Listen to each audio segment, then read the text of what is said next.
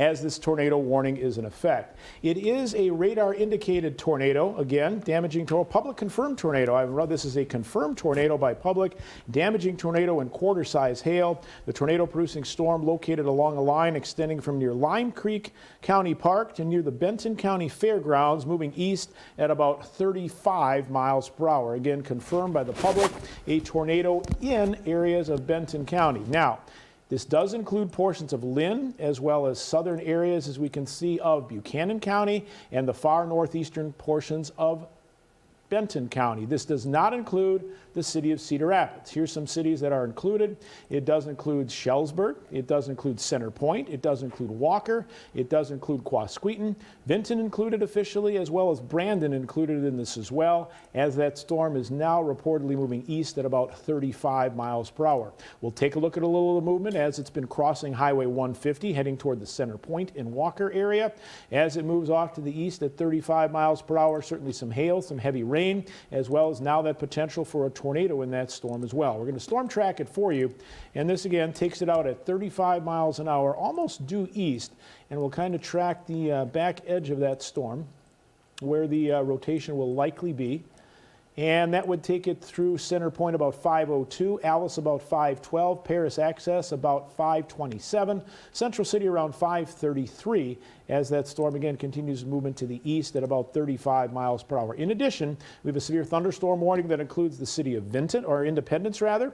Vinton, you're included in the tornado warning. Then farther back off to the west, just issued as well a flash flood warning in effect for portions of Black Hawk County, a large section of Black Hawk County, and portions of Grundy, as well as far northern Tama County for some heavy rains as this line kind of evolves and comes together and moves across portions of eastern Iowa.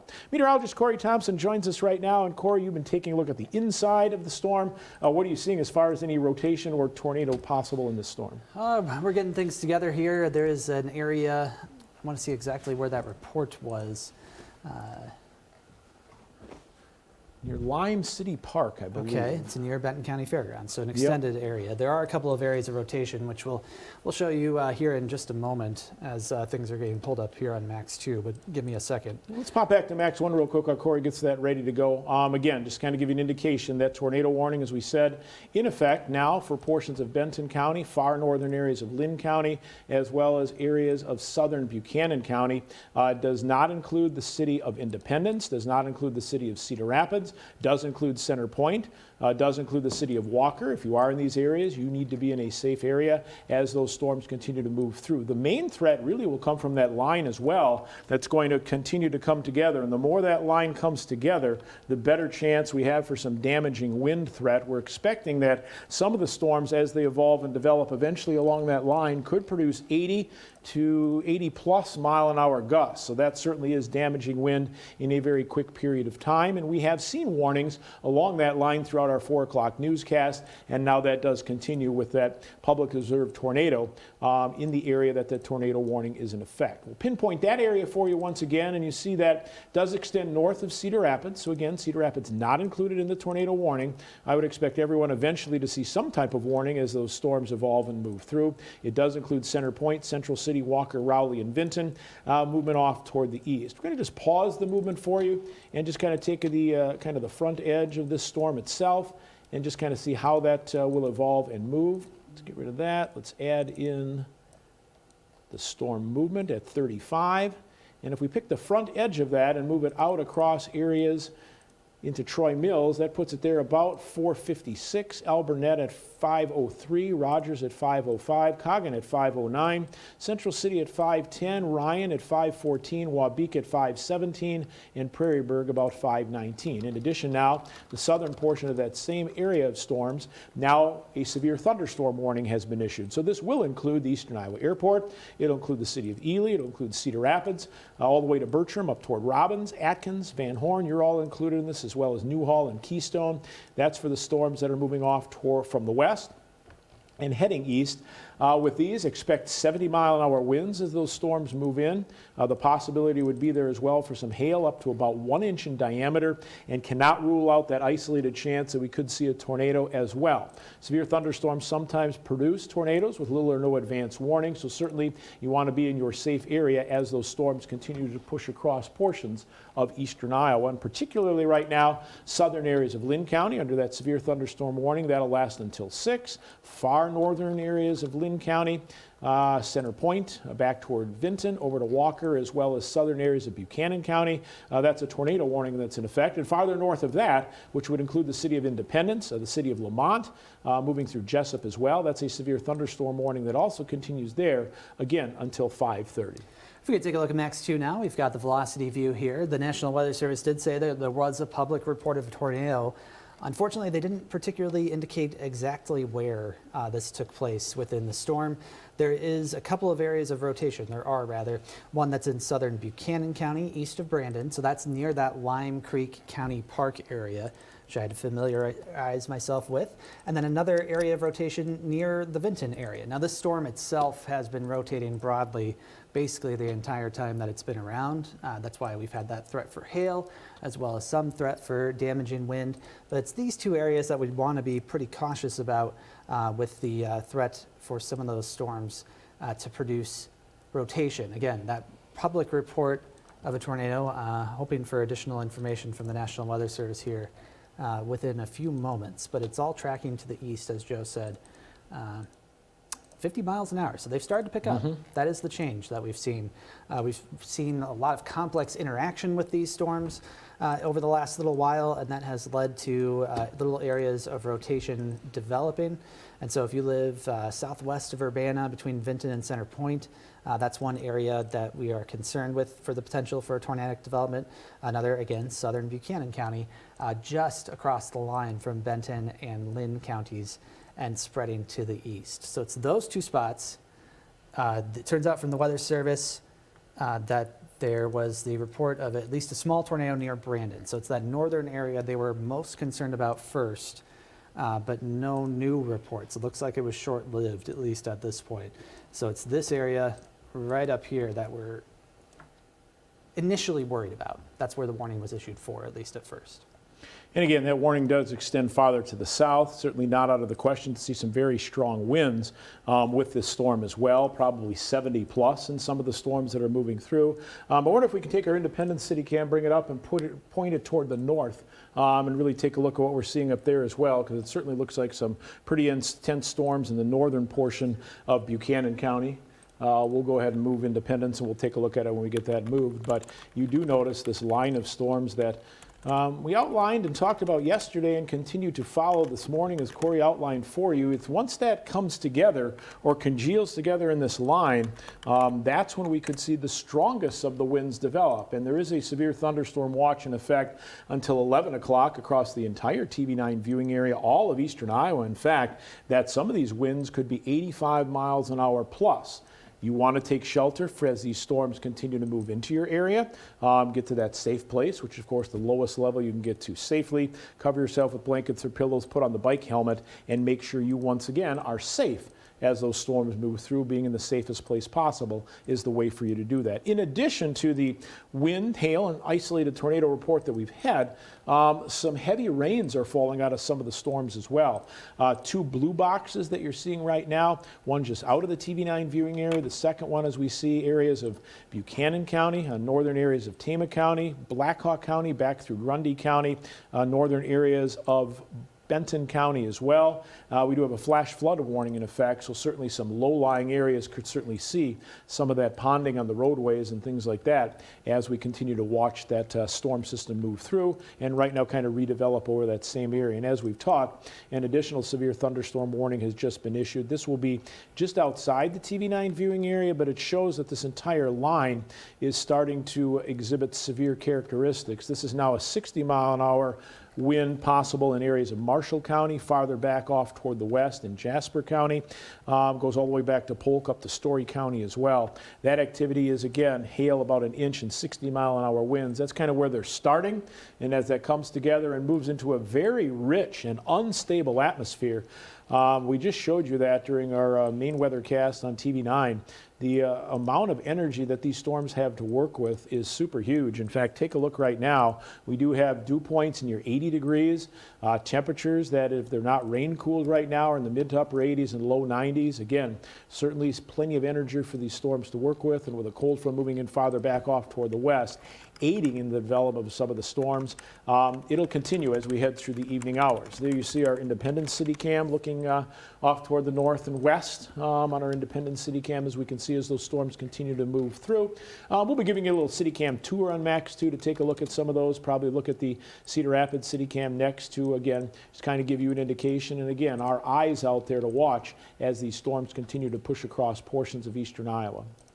If we look at Max 2, to sort of hammer home the point that Joe was just making about the storm energy, we're near the top of the chart that we have here. Wow. In terms of how much there is. And you can feel it when you step outside. Joe showed at the top of the 4 o'clock an 111 heat index in Cedar Rapids. That was because the dew point legitimately was 81 degrees, which is pretty rare around here. We see it maybe a couple times a summer, but it's certainly on the higher end. But notice how quickly that line drops off. It's this round of storms, and then we're done. Even as we head toward tomorrow afternoon, just a small uptick, and maybe that could develop a scattered shower or two. But the severe weather threat is with this one round, and then we move on from there. Take a look at the velocity within the storm again. Bear with me as we recenter here on the storms that we have in place. It's this area, eastern Benton County, northern Lynn County, that we've seen the threat. I'm going to pan here and pinpoint a little bit more. A couple of areas that I would point out at this point. The one that is just east of Vinton, moving toward the Center Point area. And then something to keep an eye on. I'm going to pop the storms, the tornado warning back on here. It's this area that's just south of Shellsburg.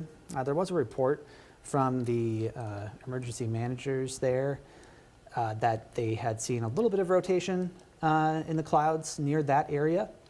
And so there's no warning down that way, but something to keep an eye on as these storms continue to press to the east. Just a severe thunderstorm warning in effect for that southern area of rotation, potentially developing, at least in some spots. Just of note, the tornado warning now has been stepped down to being radar indicated. There haven't been recent reports of tornadic activity, but there was that one brief report east of Brandon. So we at least know that these storms are capable, as long as they stay individualized like they kind of are right now, out ahead of what is developing into that line of storms we were expecting. We still have that chance for some of these storms to rotate. Also have had some reports of hail, 1 to 1.5 inch size hail in a few spots. So these storms at this point still have that capability too. That's really owing to the amount of energy in the atmosphere. It's just tons to work with. And not unexpected. You felt that this weekend it was kind of building, and anytime you go from temperatures in the lower 90s, dew points now near 80 degrees in many spots, to what we'll see as we head through the mid part of the week, especially by Wednesday, something has to change that. For sure. And that's what's happening right now. Yep, we're getting that interaction with a cold front. There's support at the upper levels of the atmosphere to cause all these storms to blossom right when we hit peak heating, as they tend to do. And it's just kind of all coming together at the right time in the right place. Now, hopefully we can avoid a lot of damage reports. We have to wait and see how this kind of evolves and congeals. There may be some tendency that this storm system will mature a little bit more toward Illinois and Wisconsin more than in Indiana, more than here in eastern Iowa. But something to watch, and that's why we're here, at least for the time being. Of course, we'll be here all evening too. Absolutely, and we continue to watch it. Meteorologist Hannah Messier is here. Our weather intern Jack's here as well, all taking a look. And Hannah, I'm going to ask you when you get a chance to take a look at any storm reports we might have had that have come in from the National Weather Service, or any reports of any hail reports. Just let me know when you've got something, and then we can check on those as well, because we have had certainly some warnings since about just before 4 o'clock. Our first warnings came out, and then those warnings have continued from time to time as this line slowly starts to come together. The warnings that currently are in effect, and again, as this system moves through, I certainly would not advise going out in this system. We have the tornado warning in effect still, as we can see, for portions of Lynn, as well as far southern areas of Buchanan and the far northeastern areas of Benton County, mostly out of Benton County at this time. And then we have a severe thunderstorm warning that continues for southern Lynn County. That would include Van Horn. That does include Cedar Rapids, and we're starting to see some of that weather start to move through the Cedar Rapids area as well. I wonder if we can put our Cedar Rapids City Cam up in the lower left-hand corner of the, or lower right-hand corner of the screen as well. Take a look at what it looks like in Cedar Rapids. There you go. You can see kind of the darkening of the skies as those storm approach. And in addition, the other severe thunderstorm warning that's in effect covers Independence. It's not to Manchester yet, but if we look off to the west in Manchester, certainly you'd be seeing some very dark clouds moving in with some potential for heavy rain, some strong winds, and at times some hail. Some of the hail reports have kind of calmed down a little bit as far as what we were seeing earlier. There was some reports that we could see greater than 2-inch hail in some of the storms, which again would be extremely damaging. Winds as this storm evolves and develops, as we've been talking about, could be 80+ miles an hour eventually. And again, we can see that line just continuing to slowly kind of congeal and come together. That cell that was out ahead of that line, which is moving through northern Lynn, most of Benton County right now, continues to press off toward the east and kind of almost is going to get absorbed into that first line as well. And that will once again allow those storms to, as Corey mentioned, interact with each other. And as those storms come together, you can still get that rotation on the front edge of the storms. But what we're also watching is that potential, as they do move in, for some very, very strong winds as those storms move in as well. So certainly something that we're going to follow. We're going to keep with you and watch these storms and cells as they push across portions of eastern Iowa, not to mention that heavy rain threat as well. We'll take a look at a few rainfall estimates coming up in just a little while. A couple of things to look at on Max 2 in terms of where the winds are in this storm. We have a couple of areas that may be developing into some stronger winds, even outside of any potential tornadic rotation. Highlight them here for you. It's the area near Van Horn where there have been some stronger returns on radar that I'll circle here. This bright blue color represents winds that would potentially be severe, as well as an area that is very near Shellsburg. I have to wait and see. Obviously, we just had some looks from the Shellsburg emergency managers, so they're out and spotting, but it's this area that's kind of showing a little bit of a forward punch a little bit to that back edge of the storm that could be producing some stronger winds. Now, in and among all of this, we're still keeping an eye on the potential for rotation.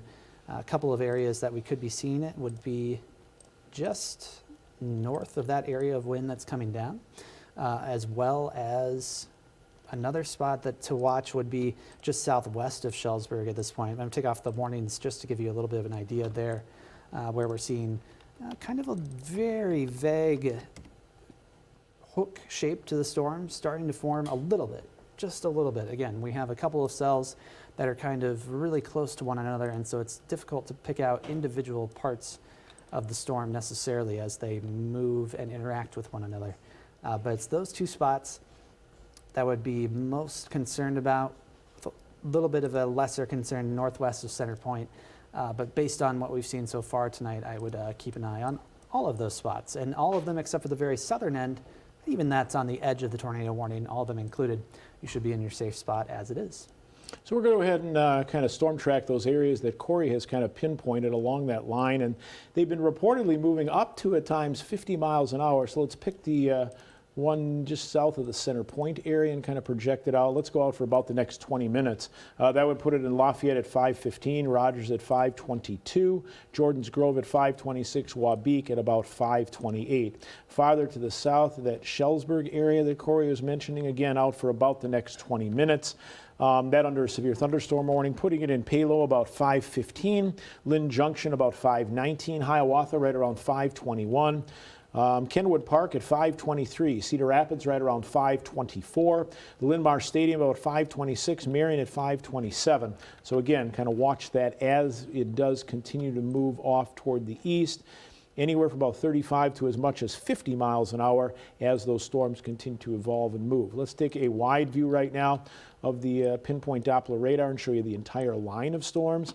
And it has evolved since the afternoon hours, developed just off near the Fort Dodge and Carroll area and continued to push off toward the east, starting out at about 20-25 miles an hour, starting to pick up right now as that line starts to form and come together. As it does, we are expecting additional high wind reports or possibility, and it is, again, possible that some of the storms, as that line matures, as Corey mentioned a little earlier, we could see 80 to 85 plus mile an hour winds as those storms move through, which certainly, again, are very, very damaging. This whole complex of storms will continue to push down toward the east and southeast. Let's take a look that Pinpoint Futurecast and kind of show you what the storms would evolve and move like. According to one of our models, you can certainly see that line coming together as we work toward the 5 and 6 o'clock hour. That line then continues to push down toward the south and east. And by 7, 8 o'clock, it's moving again through the Washington, Mount Pleasant, Dubuque area, and then continue to push farther toward the east. By about 9 or 10 o'clock, it's out of the TV9 viewing area. So again, if that movement picks up as expected, some of the strongest could be across southeastern Iowa into areas of Illinois. We'll continue to watch that, and then it's a much quieter weather trend as that storm continues to push off again toward the east. We certainly do have that severe thunderstorm watch in effect. Severe thunderstorm watch in effect once again for the entire TV9 viewing area. That was issued earlier this afternoon. Threats do include that isolated tornado threat, but again, the main threats, Corey outlined it great this morning with the damaging wind threat with these storms. 80+ mile-an-hour winds certainly possible, as well as some large hail possible in some of those storms as well. So certainly keep that in mind. Hannah's efforting some reports, if we have any from the National Weather Service, to see exactly what type of reports we've seen. And there have been some scattered reports right now, but from our newsroom, thankfully no reports of damage at this time. Of some wind gusts. So in Waterloo, we've got 51 mile per hour wind gusts recorded, 55 mile per hour wind gusts recorded in Oelwein. The National Weather Service is also highlighting that they're seeing flooding, so flash flooding being noticed in Hardin County in the Iowa Falls area and west. We're also seeing flash flooding potentially in far northeastern Tama County and far south central Blackhawk County, and in the city zone, so in the city of Waterloo and the Cedar Falls, that urban area, we're seeing the potential for flooding. Also, we're seeing some high wind gusts in central Iowa still, and some videos online are suggesting some minor rotations up in cloud cover, Joe. In addition, we have some reports of some hail up to 1 1/4 inch or so. That in the Voorhees area. LaPorte City also reporting about a 1-inch hail. Also have reports of 1-inch hail in the Dysart area, and near Buckingham as well, some 2-inch hail. That's near the Traer area as well. So again, lots of storm reports coming in. Thankfully though, as reported again, no damage to report at this time, but again, this line is really just coming together, and the energy within this line, certainly plenty to work with yet, as Corey outlined just a bit earlier. Plenty of energy yet the next several hours for this line to strengthen and again produce those very strong and damaging winds. We just got another report from the Benton County Emergency Management that says Mount Auburn now reports 70+ mile per hour wind, and the Mount Auburn sirens have been activated. And that's in that second line. Yeah, which is a good point, because the sirens will be activated in many communities, not tornadic adjust, but 70-mile-an-hour winds or greater, they will activate the sirens as well. So if you hear them in your community, certainly that's a situational awareness for you. But what you need to be with this line moving through, I would say if you are in the path of this line, definitely be in your safe place, and we'll run down some of those safe places in just a second. We go ahead and take a look at Max 2 as storms continue to move through the tornado warning area. I would say the area east of Shellsburg, west of Alburnett, about to cross Interstate 380, as they track to the east. It's this area that has the strongest rotation potentially. Just got a new update from the National Weather Service. See what they have to say about it. They shrunk that box a little bit, so it's much less of Benton County, still including the portions of Lynn County that it did before. Still radar indicated rotation. And they're saying between about Troy Mills and Shellsburg. So it does extend a little bit farther north in terms of areas they're concerned about, but they're also warning this potentially for damaging winds too. They're kind of covering both of those bases within that same warning. This storm still rotation relatively broad in that area that I have highlighted there, east of Shellsburg, but that is where some of that wind that's coming out and across could be meeting some of that wind that's coming up and around. And so that could force the rotation to be a little stronger over the next little while. At this point, again, just not a very clear signal there. But the important thing to note is that if there is an area of rotation that happens to take place where you are, it's going to be hard to see it in a lot of cases today, partially because we have so much humidity in the air. It's really kind of reducing visibility even without fog. It's just so humid, it's hazy.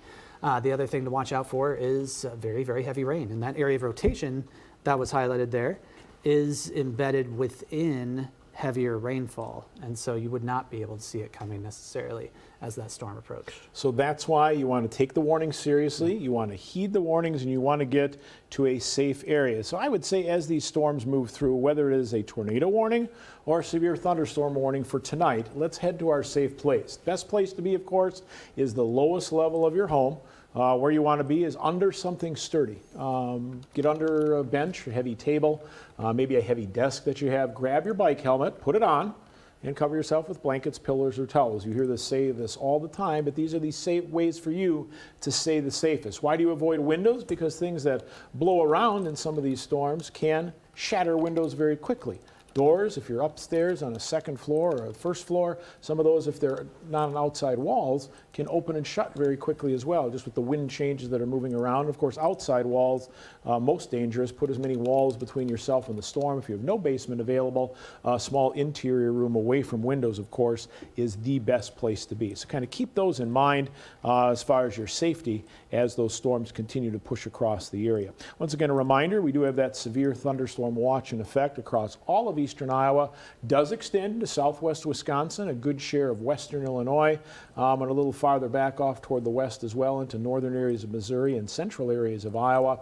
That's a severe thunderstorm watch until 11 o'clock. 80+ mile-an-hour winds, the main or primary threat. The isolated chance yet, but as that storm comes more into a line, it's going to be the damaging wind threat that is really going to take prominence. And we have seen a couple of hail reports, as we mentioned, the largest near the Traer area with a 2-inch hail report a little bit earlier as those storms continue to evolve and move toward the east and southeast. They have picked up a bit. I know the last check on some of the storm movement has been close to 50 miles an hour on some of the storms. Let's take a look at the storms and the latest warning that came in that's just outside the TV9 viewing area in the Marshall County area and see how fast those are moving.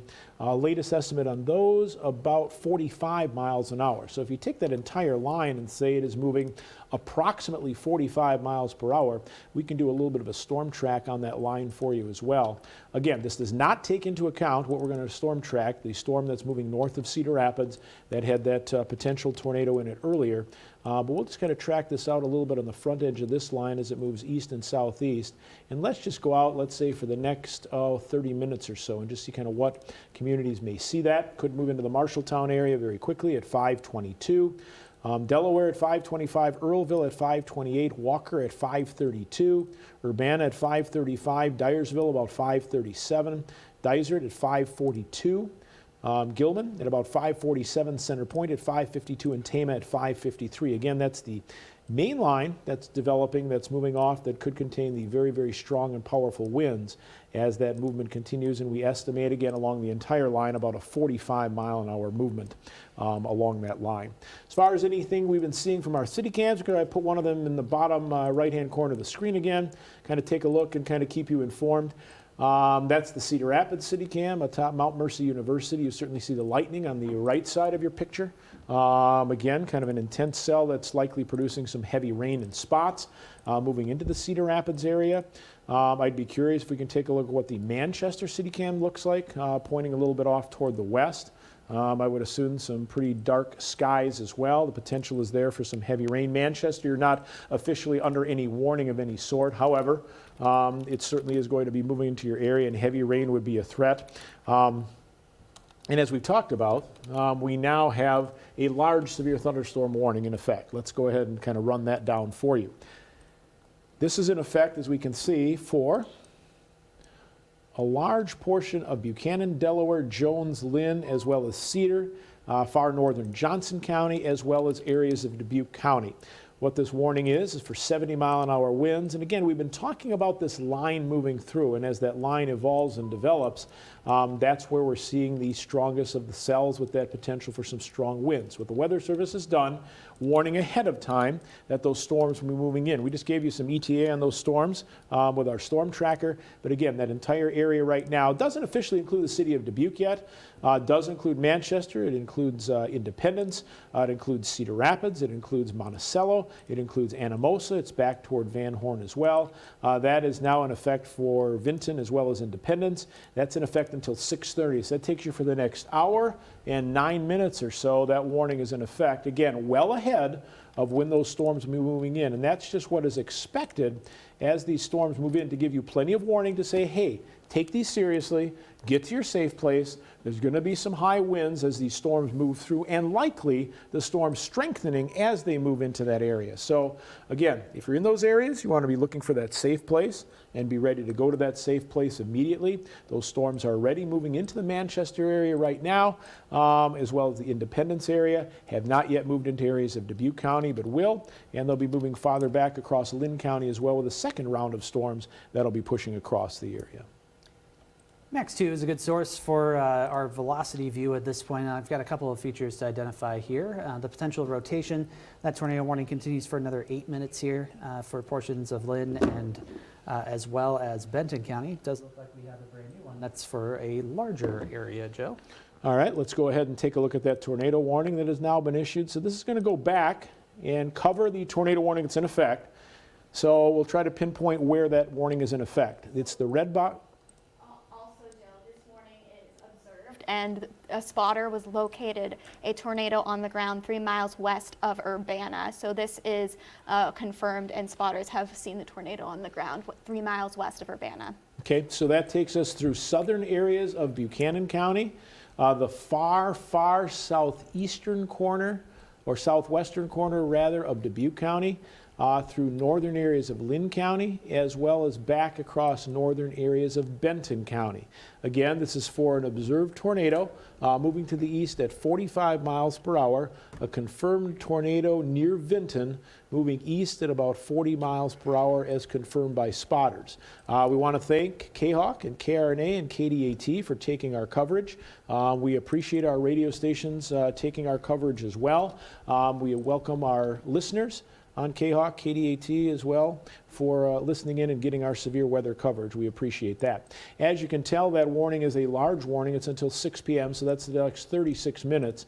It does not include the city of Cedar Rapids. I want to stress that. Robbins, Alburnett, Central City out ahead of it, Coggin, Walker, Center Point, and then back toward Mount Auburn, as well as in the Brandon area. Those are the areas that right now are seeing that threat from the severe weather. The movement, let's see what the movement is on these storms as they continue to push through with the tornado warned area. They are moving off to the east-southeast. They're reported about 25 miles per hour. So again, there's some various movement in these storms themselves.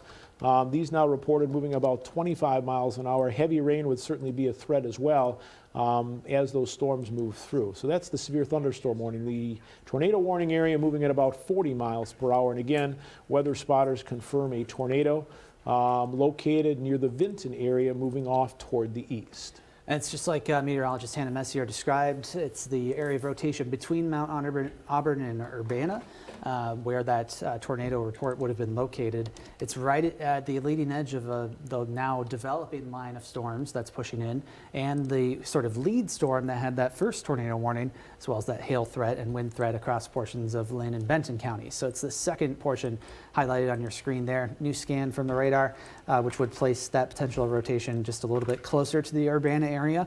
Urbana, you don't have a lot of time to find your safe shelter, so it's a good time to get there at this point as well. Another spot to watch is going to be down here on Interstate 380, just east of Shellsburg, and I'm actually going to pan and try to give a better picture of what's happening there. We'll be north of the Robbins area on the lead edge of, again, the rotation that we've seen in that storm. That area is still under a tornado warning for a few more minutes. We'll have to see. That is included in the new tornado warning too, excuse me.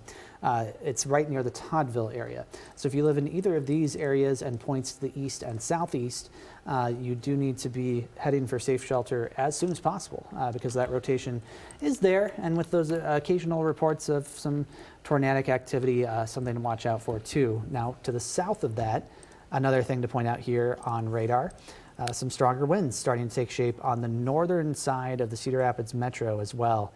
It's this whole area that, again, has been generally surging outward a little bit over the last little while. That is moving to the east and southeast. So if you live anywhere in the northern half of the Cedar Rapids metro, let's say from north to south, kind of think of it that way, that is where wind gusts could be especially strong in the coming moments.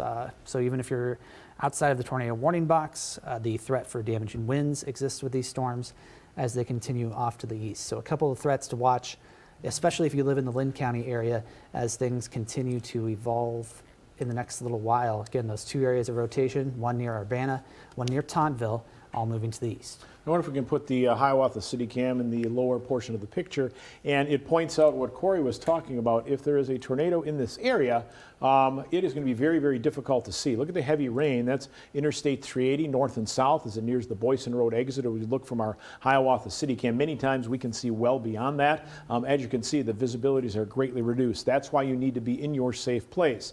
Corey mentioned Urbana earlier, about 5:32. The Blue Creek Natural Area, that storm or the rotating part of the storm comes in at 5:37. Center Point at 5:40. Alice at 5:46. Dix Road Access at 5:51. Alburnett at 5:53. Rogers about 5:55. The Miller Preserve about 5:58. And Coggin, expect that at about 5:59. That again, that area that was warned with that tornado warning that is in effect and continues until 6 o'clock. We'll continue to watch this as it evolves, but you can see the Hiawatha City Cam there showing some very, very intense and heavy rain. I wonder if we can take a look in that same box at our Cedar Rapids Mount Mercy University City Cam and point that off toward the north as well and kind of take a look at what we're seeing in the Cedar Rapids area as the storm continues to evolve and move in. Again, some of the darkening of the skies, if we pan that off to the right a little bit, we do run into some, but you can go ahead and pan it through. Let's just go ahead and take a look at what we can see past the antennas that are up on the roof and things like that. Nothing incredibly discernible right now, but you can see that certainly some darkening of the skies off to the north and west as that system continues to push across the area. Again, moving anywhere around, I'm going to say an average of about 45 miles an hour. That just seems to be kind of the average as those storms continue to push through. I do want to remind you of your safety rules and where you need to go when these storms are moving through with that confirmed tornado across portions near the Urbana area. Lowest level of your home, under something sturdy. Grab your bike helmet. Cover yourself with blankets or pillows. Avoid windows, doors, and outside walls. If no basement, get to a small interior room. Those are the safest places to be. When you go to those areas, how can you connect with us? People often ask that. Well, you can do that in many ways. We always stress having the First Alert Weather app downloaded and ready to go. Indeed, that's the case. Make sure that you are, once again, have the app. You can find our streaming coverage there. KCRG.com also provides our streaming coverage. In addition, First Alert Plus has our streaming coverage as well. Social media right now, of course, a place you can find that coverage, but again, don't rely on social media for your reports. Live streaming on all the platforms, including YouTube and our radio partners, as we mentioned, K-Hawk right now, as well as KRNA and KDAT taking that coverage, KXEL many times as well. We'll grab onto that coverage. The latest warning in effect that was just issued is just outside the TV9 viewing area, but it goes to illustrate this line that continues to develop and evolve. And along that entire line, just about, we have warnings, and I would expect those warnings to continue as we move through the next couple of hours, as that storm continues to push across the area. It's moving mainly east and southeast and developing down toward the southwest. So we'll watch that move through. Iowa County right now, you've been virtually untouched. Johnson County, back Keokuk and Washington County. Be watching particularly the farther south we go for the stronger of the winds that could be moving in.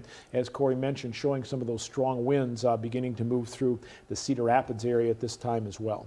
One thing to watch out for on Max 2, the area of rotation near Tauntville, I would say, is a little bit stronger than it was a little bit ago, or at least somewhat better organized, showing a little bit of depth at a couple of levels up into the cloud. A broader area of rotation does encompass the area near Robbins. You can see a little bit of red and green coming together. That could be some rotation there too. But if you're along County Home Road, that would be an area to certainly watch out for. Some of that rotation that, again, has shown some intensity, crossing Interstate 380 near that area, and then moving along and likely just very close to the County Home Road area over the next little while. The storm progressing to the east. What was the latest read on that, Joe? About 40. Okay, so if you live in between Robbins and Alburnett, an area where you would likely want to be in safe shelter. Again, this is within an area of very heavy rain, and so it's going to be very difficult to see the rotation, if you could at all, as it approaches, due to that. So you don't want to wait until you get confirmation with your eyes. We've had confirmation of other tornadoes spinning up in parts of those areas to the northwest. Again, a couple of areas that I want to highlight here one more time. Just east of Toddville now, and perhaps just northeast of Robbins, a couple of spots that certainly the storm is rotating and we could see tornadic development. In addition, very, very strong winds likely moving into the Hiawatha area and Marion very soon, as well as good portions of Cedar Rapids, all visible on that. And one more area to highlight, as we kind of have this big cluster of storms that we initially had this tornado warning issued for. It's back here west of Center Point. Just pretty close to the Urbana area. The initial rotation was up here. So numerous spots to watch right now, all clustered in northeastern Benton, northwestern Lynn, southern Buchanan, far southwestern Delaware County, where that tornado warning goes until 6 o'clock. Yeah, officially until 6 o'clock. We've put one storm track on that as it moves the County Home Road area, the one that's, again, moving along the Tuma Soccer Complex about 5:35, so it's not far away. Hundred Ridge Golf Course also arriving, as we can see, about 5:40. That's kind of that rotating part of the storm, or one of the rotating parts of the storm that Corey had mentioned a little bit earlier. I think we lost power to our Cedar Rapids City Cam as that lightning struck. Wow. Yeah, could you go back to that on Max 3, full screen perhaps? Just take a quick look at it. Yeah.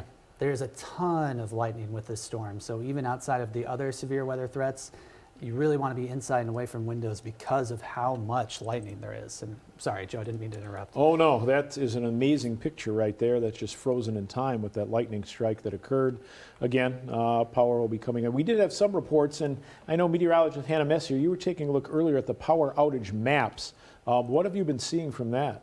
So many customers in Buchanan County are now out of power. So we're seeing reports of over 1,000 people out of power in Buchanan County. A power outage also reported in Black Hawk County, where over 1,000 people are out in Black Hawk County as well. Right now, not getting a lot of reports from Lynn County and the Cedar Rapids area, but right now it looks like Black Hawk and Buchanan counties all have power outages up there. And you mentioned the lightning in the system. I've just pulled up lightning detection across the area, and you can certainly see that. Just immense amounts of lightning. 4,050 strikes just in that area that's kind of boxed in right now. So lots and lots of lightning, because that shows the energy in the storm as well as it continues to move through the area. So certainly keep that in mind. Meteorologist A.J. Rickman joins us as well. We have the entire First Alert Storm team on hand for this storm that's moving through. You've been taking a look at city cams, you've been watching radar. What have you seen, A.J.? Well, kind of just what we've been talking about. A lot of really heavy rain. We've got a line that's formed, and I mean, we've been following it on pinpoint. A lot of lightning with it. We've had a lot of heavy wind on the Cedar Rapids. One of our city cams, which let's see which one I'm looking at right now. One of them is showing pretty heavy rain coming down. But yeah, overall, heavy wind, heavy rain with these storms. And it looks like we do have a fresh tornado warning that has just been issued over Cedar Rapids and areas immediately to the west of it. It is for Cedar, Jones, and Lynn counties. It is in effect until 6:15, and that is a radar indicated rotation. That could be some of the rotation you were looking at a little bit earlier, or is it something that's just farther back toward the west a little bit? I'm going to assume it's the one that I was talking about Okay. toward the lead edge, because it's starting to outpace that bigger tornado warning box that was issued for the Urbana storm. So I think that's the Weather Service looking at that, as well as the potential for very strong winds. The rotation capable of producing a storm located near Marion, moving east at 40 as well. So again, be in your safe spot. Cedar Rapids, this now does include the city of Cedar Rapids, Marion, Robbins, well as Springville, as we can see. Vernon View, Bertram, eventually over toward Martell as that storm moves in, Lisbon as well. Lynn Junction, you're on the far western portion of that box. That's a tornado warning that continues until 6:15. So again, that's until 6:15. Also reportedly moving around 40 miles per hour. So let's go ahead and we'll dismiss the flash flood warning. We'll take a look at that in just a second. Let's go ahead and pinpoint the area right now. And as Corey takes a look at rotation, we'll get that as well. But we'll just choose the Marion area, kind of that little indentation that you're seeing, and project it out about the next 20 minutes. We do have another spotter report. So that same spotter in Urbana reported a tornado on the ground southeast of Urbana, now headed into Lynn County. Marion City Park, about 5:36. The City of Marion, about 5:51. Grantwood Trail at 5:46. Grantwood Trail about 5:51. And Martell around 5:54. That again would be the current movement on that storm as it moves off to the east and southeast at about 40 miles per hour. That area that Hannah mentioned, also under that tornado warning for a potential tornado. Still until 6 o'clock. You should still be in your safe area. And we're also seeing that area right now, Walker Center Point down towards Shellsburg, over to Alburnett, back to Vinton in a blue box. That is a flash flood warning in effect for heavier amounts of rain that could certainly cause some flash flooding in the area as well. So definitely some very strong storms moving through, not unexpected as these storms have been evolved and moved, but you can see that entire line, and we'll just widen it out for you and kind of let it move, pull the boxes off that explain the warning. As you can see, it extends from southern areas of Clayton County, now moving back through Delaware County, is just beginning to move into Dubuque County, and then that line extends farther back toward the south as well and off toward the west, just beginning to enter northern areas of Poweshiek County. Still has to move southern Benton, areas of Keokuk, Washington, as well as Cedar. You're starting to see just a little bit of influence. Jones as well, same story. Johnson County as well, kind of waiting for those storms to move in. It'll be very interesting to watch to see what it's going to be like as those storms move through, because they will likely strengthen in terms of wind as they move farther down toward the south and east. Take a look at Max 2 and highlight the areas of rotation that are responsible for these tornado warnings. Latest scan from the National Weather Service there includes that area in Lynn County that is of particular interest, just west of Springville. I'll put one loop on here to show you kind of where it's moving. It's been tracking mostly to the east at this point, and that is going to take it very near the Springville area here very, very shortly. So if you live in areas of Lynn County north of Highway 151, from east of Highway 13 toward Springville, toward Whittier, toward Viola, and toward Fairview, which crosses the county line into Jones County, please do seek shelter now. That's where this area of rotation potentially producing tornadic activity would be located as it passes toward the east. So it would include basically anywhere that we can see inside this area where it would be tracking soon as that moves through. Now, as meteorologist Hannah Messier pointed out earlier, there's another area of rotation back to the northwest. That that tornado warning continues for portions of Lynn County. Where we're looking here would be most likely this area near Walker. There's another area of potentially rotating winds near Center Point as stronger winds come in from the west. These are all moving to the east too. And it's that back line that's really starting to catch up with that lead cell. And it's going to take a little bit of time for it to sort out what exactly is going on in terms of what will be the predominant threat, whether we have damaging winds starting to become a bit more likely, which I believe is probably going to be the outcome here as those cells merge. But at this point, we're keeping an eye on the rotational winds because of that threat for a tornado, especially as we look, again, west of the Springville area, another area of rotation that really needs to be treated with respect as we head toward eastern portions of Lynn County. Most of the Cedar Rapids metro, I would advise the potential for areas of rotation to spring up along what is a surging area of wind that's continued to move through.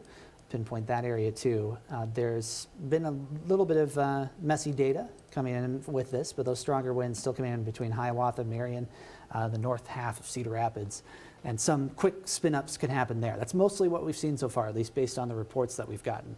Relatively quick spin-ups rather, as these storms move through. We did put a storm track on that area of rotation that Corey was mentioning. That puts it in Springville about 5:48, Viola around 5:53, Fairview at 5:57, Anamosa at 6:01, as well as the Wapsiana Park, Morley at 6:04, Amber about 6:09, and Olin about 6:12. Again, that's in current movement with that tornado warning that does include portions of Cedar, Jones, Lynn, as well as farther back, as we can see, still including the northern portion of Lynn County as well. So a couple of warnings out there, and we continue to watch that entire line really be warned as it is continuing to kind of come together and slowly evolve into what will be a damaging wind line as those storms move through. We did have one report come in. You had mentioned County Home Road earlier, Corey, 60 to 70 mile an hour winds that coming in as well. So again, as expected, those winds now starting to pick up a little bit. We're seeing the 60 to 70 mile an hour reports. As we talked about earlier, we could see winds in these storms in excess of 80 miles an hour. When we get that strong, that is a very damaging wind. So certainly something that we're going to watch very carefully. As far as watching the storms themselves, they're moving through at a more rapid pace, now averaging right around, at times, probably 40 miles per hour. As that continues to move through. So that's going to move through fairly rapidly once they move through. But as they are in the area, they are intense. You can see that in our Cedar Rapids City Cam right now with some of the, again, reduced visibilities. That's our downtown City Cam that we're looking at right now. Maybe we could take a look at our Coralville City Cam and spin that off to the north as well. I'd love to take a look at as the storms are moving in, or our North Liberty City Cam as well. Another great way. And if we want to point Coralville off toward the north, we can do that and take a look and see. Again, an area that has been untouched but will not be untouched. That entire line will be pushing across eastern Iowa as we move through the next several hours, probably out of the TV9 viewing area by 8 or 9 o'clock with the current movement on those cells and expected intensification of the cells, but also a faster movement is also certainly possible as that whole line continues to push through the area. Very much expected across eastern Iowa. As of right now, I've had no reports of any damage reports across eastern Iowa. How do the power outages look so far in eastern Iowa? Anything that we're seeing? Mainly again in Buchanan County, still about 1,500 people with out of power in Buchanan County. 86 in terms of wind reports, we've gotten 86 mile per hour winds reported in Aurora, that's in Buchanan County. Edgewood Fire reported 55 mile per hour wind gusts, and 60 mile per hour winds were recorded west of New Vienna. AJ, you've been taking a look at the storm as well. Anything you're noticing, the ingredients there, what's headed our way? Yes, the big thing I've picked up on is, and I'm sure everybody has picked up on it in terms of energy. If you've walked outside over the last couple of days, you've noticed it's hot, it's sticky, it's muggy. That has been energy that these storms have been feeding off of all afternoon, and there is just an insane amount of energy south of these storms, and that's of course where they're tracking. So as we go through the afternoon, these storms aren't going to be slowing down any. We'll be continuing to see this line push to the southeast, and as it pushes to the southeast, it'll be going into more of that warm, muggy air, and that's just going to continue to feed these storms as they continue to grow into what appears to be a pretty well organized line of storms, and we'll continue to watch that push to the southeast as we go through the afternoon. But like I said, lots of warm, moist air that we felt over the last couple days, and today it's going to be the primary source for what's feeding these storms and keeping them alive, and don't think they're going to be slowing down anytime soon as we go through the afternoon and evening. And now we have reports of 80-plus mile-an-hour winds from cells near the New Vienna area. There will be a new warning that will be coming out that will take care of portions of Delaware and Dubuque counties.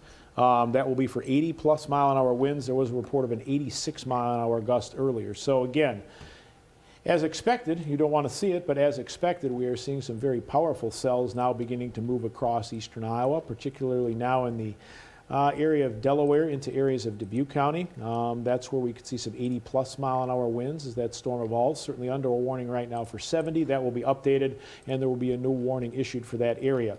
Definitely want to be in your safe place as this entire line moves through. I'm going to just move a little farther to the north because we haven't taken a look to the north a lot, but those of you over toward Fayette County, as well as up toward Decorah, up toward Platteville, up toward Lansing, you're clear of the severe threat, but certainly we have that severe threat in place across the remainder of eastern Iowa. There's the warning we were talking about. So this does include the city of Dubuque. It stretches basically from Manchester over to Greeley through Dyersville along Highway 20, Holy Cross, over toward Piasta, as well as Dubuque. That is for 80-plus mile-an-hour winds. Tornado possible again, as we can see that rotation on the front edge of that with those little notches that you kind of see on the radar itself. Movement on these now, the cells that are developing 80-mile-an-hour winds, about 40 miles per hour. So I'm going to go ahead and just kind of highlight the front edge of the storms and kind of move it out. This would take it out about the next hour or so.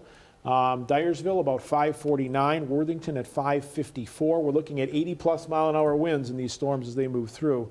Farley at 559, Keeler about 605, Dubuque 6:12, East Dubuque at about 6:14, the Dubuque Regional Airport right around 6:20, and Galena, the storms will arrive in your area at 6:32. Again, you want to be in your safe place as those storms move through. This is not as much of a tornadic threat as it is a damaging wind threat, and that damaging wind of 80+ mile an hour, and again, we have one report of winds up to 86 miles per hour earlier, will cause damage very, very quickly. Will cause power outages, trees will go down, so definitely you need to keep that in mind and be in your safe area.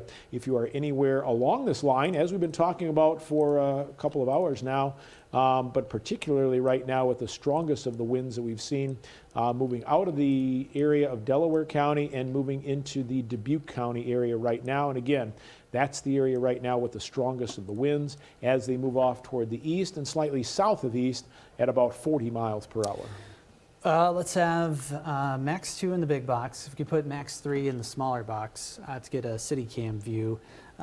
Springville or Marion or something might be a good view there as storms are closing in. I think Marion would be a great city cam to look at. They're being hit very hard right now. In fact, it's gotten so dark there that a lot of their street lights have come on.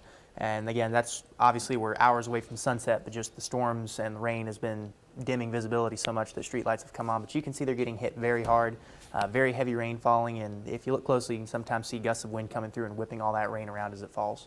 Oh yeah, for sure. Yeah, you can see that there in the corner of your screen. Plenty of heavy rain too.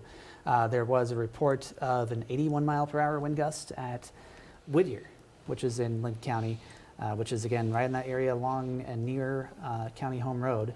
You can see it highlighted right there, right on the edge of that red line. It's also an area that has seen at least some modest rotation now near and north of Whittier. The rotation is generally still near and north of Springville. This portion of Linn County between Whittier and Wabeek is not included in a tornado warning at this point, but there is some rotation there, so it's something to watch. Latest update from our radar scan shows a little bit of rotation again east of Whittier Road, north of County Home Road, as the storms progress a little bit farther east. So that's the area near the Mattsill Bridge public access area, northwest of Viola, where some rotational velocity is showing up that could lead to tornadic development. Even outside of that, we're seeing pretty strong winds moving through, as we've seen in our city cam views in the Cedar Rapids metro, which we've got a view of, I believe. It's Highway 13 and 7th Avenue. Oh yeah, then that is some pretty strong winds moving through the Marion area. Seeing even more strong wind in that sort of now merging second portion of the line in northern Linn County that would also have the potential to produce some damage as it moves through northern Linn County, as it moves off to the southeast. We'll put one loop on there, perhaps losing a little bit of its rotation on that portion of the warning, but certainly perhaps gaining in terms of strong winds. I want to emphasize one more place as meteorologist Joe Winters was speaking about this new warning in portions of Delaware and Dubuque counties, starting to get a good view on radar of some of those very strong winds between Manchester and Dyersville. And those are moving to the east as well. You can see some of that moving in, spreading east and southeast, heading for the Dubuque area, as well as other portions of Dubuque County within the very short future. Some of these winds, while a little bit elevated off the ground, based on the latest information we have, could be up to that 80 mile per hour range. I'm going to take off the warnings for a second. The latest from the radar, that's 91 miles per hour. Now we're talking several thousand feet up in the air, but some of that can translate down to the surface, and that's consistent with that wind gust we had report of above 80 miles per hour. Do have some reports of some crop damage north of Independence. We also have reports of some trees down in the Dundee area, so we are starting to see some reports as those winds pick up. Some tree branches down in the Urbana area. Seeing some reports of that as well. So as those winds pick up, now we're starting to see more and more as far as stronger winds. There is a report from the New Vienna Fire Department of a wind of 102 miles per hour. And that's where you were talking about as that storm was moving through, what you were showing us just a little while ago. So unbelievably powerful winds, as expected. There's the New Vienna area, as Corey is pointing out. We have reports again from New Vienna Fire reporting a wind of 102 miles per hour. Unofficial equipment, of course, but certainly some good ground truth there. And they've had a couple of those other reports that helped trigger that warning for 80 mile per hour winds. So that would be consistent with a strengthening area of that storm system.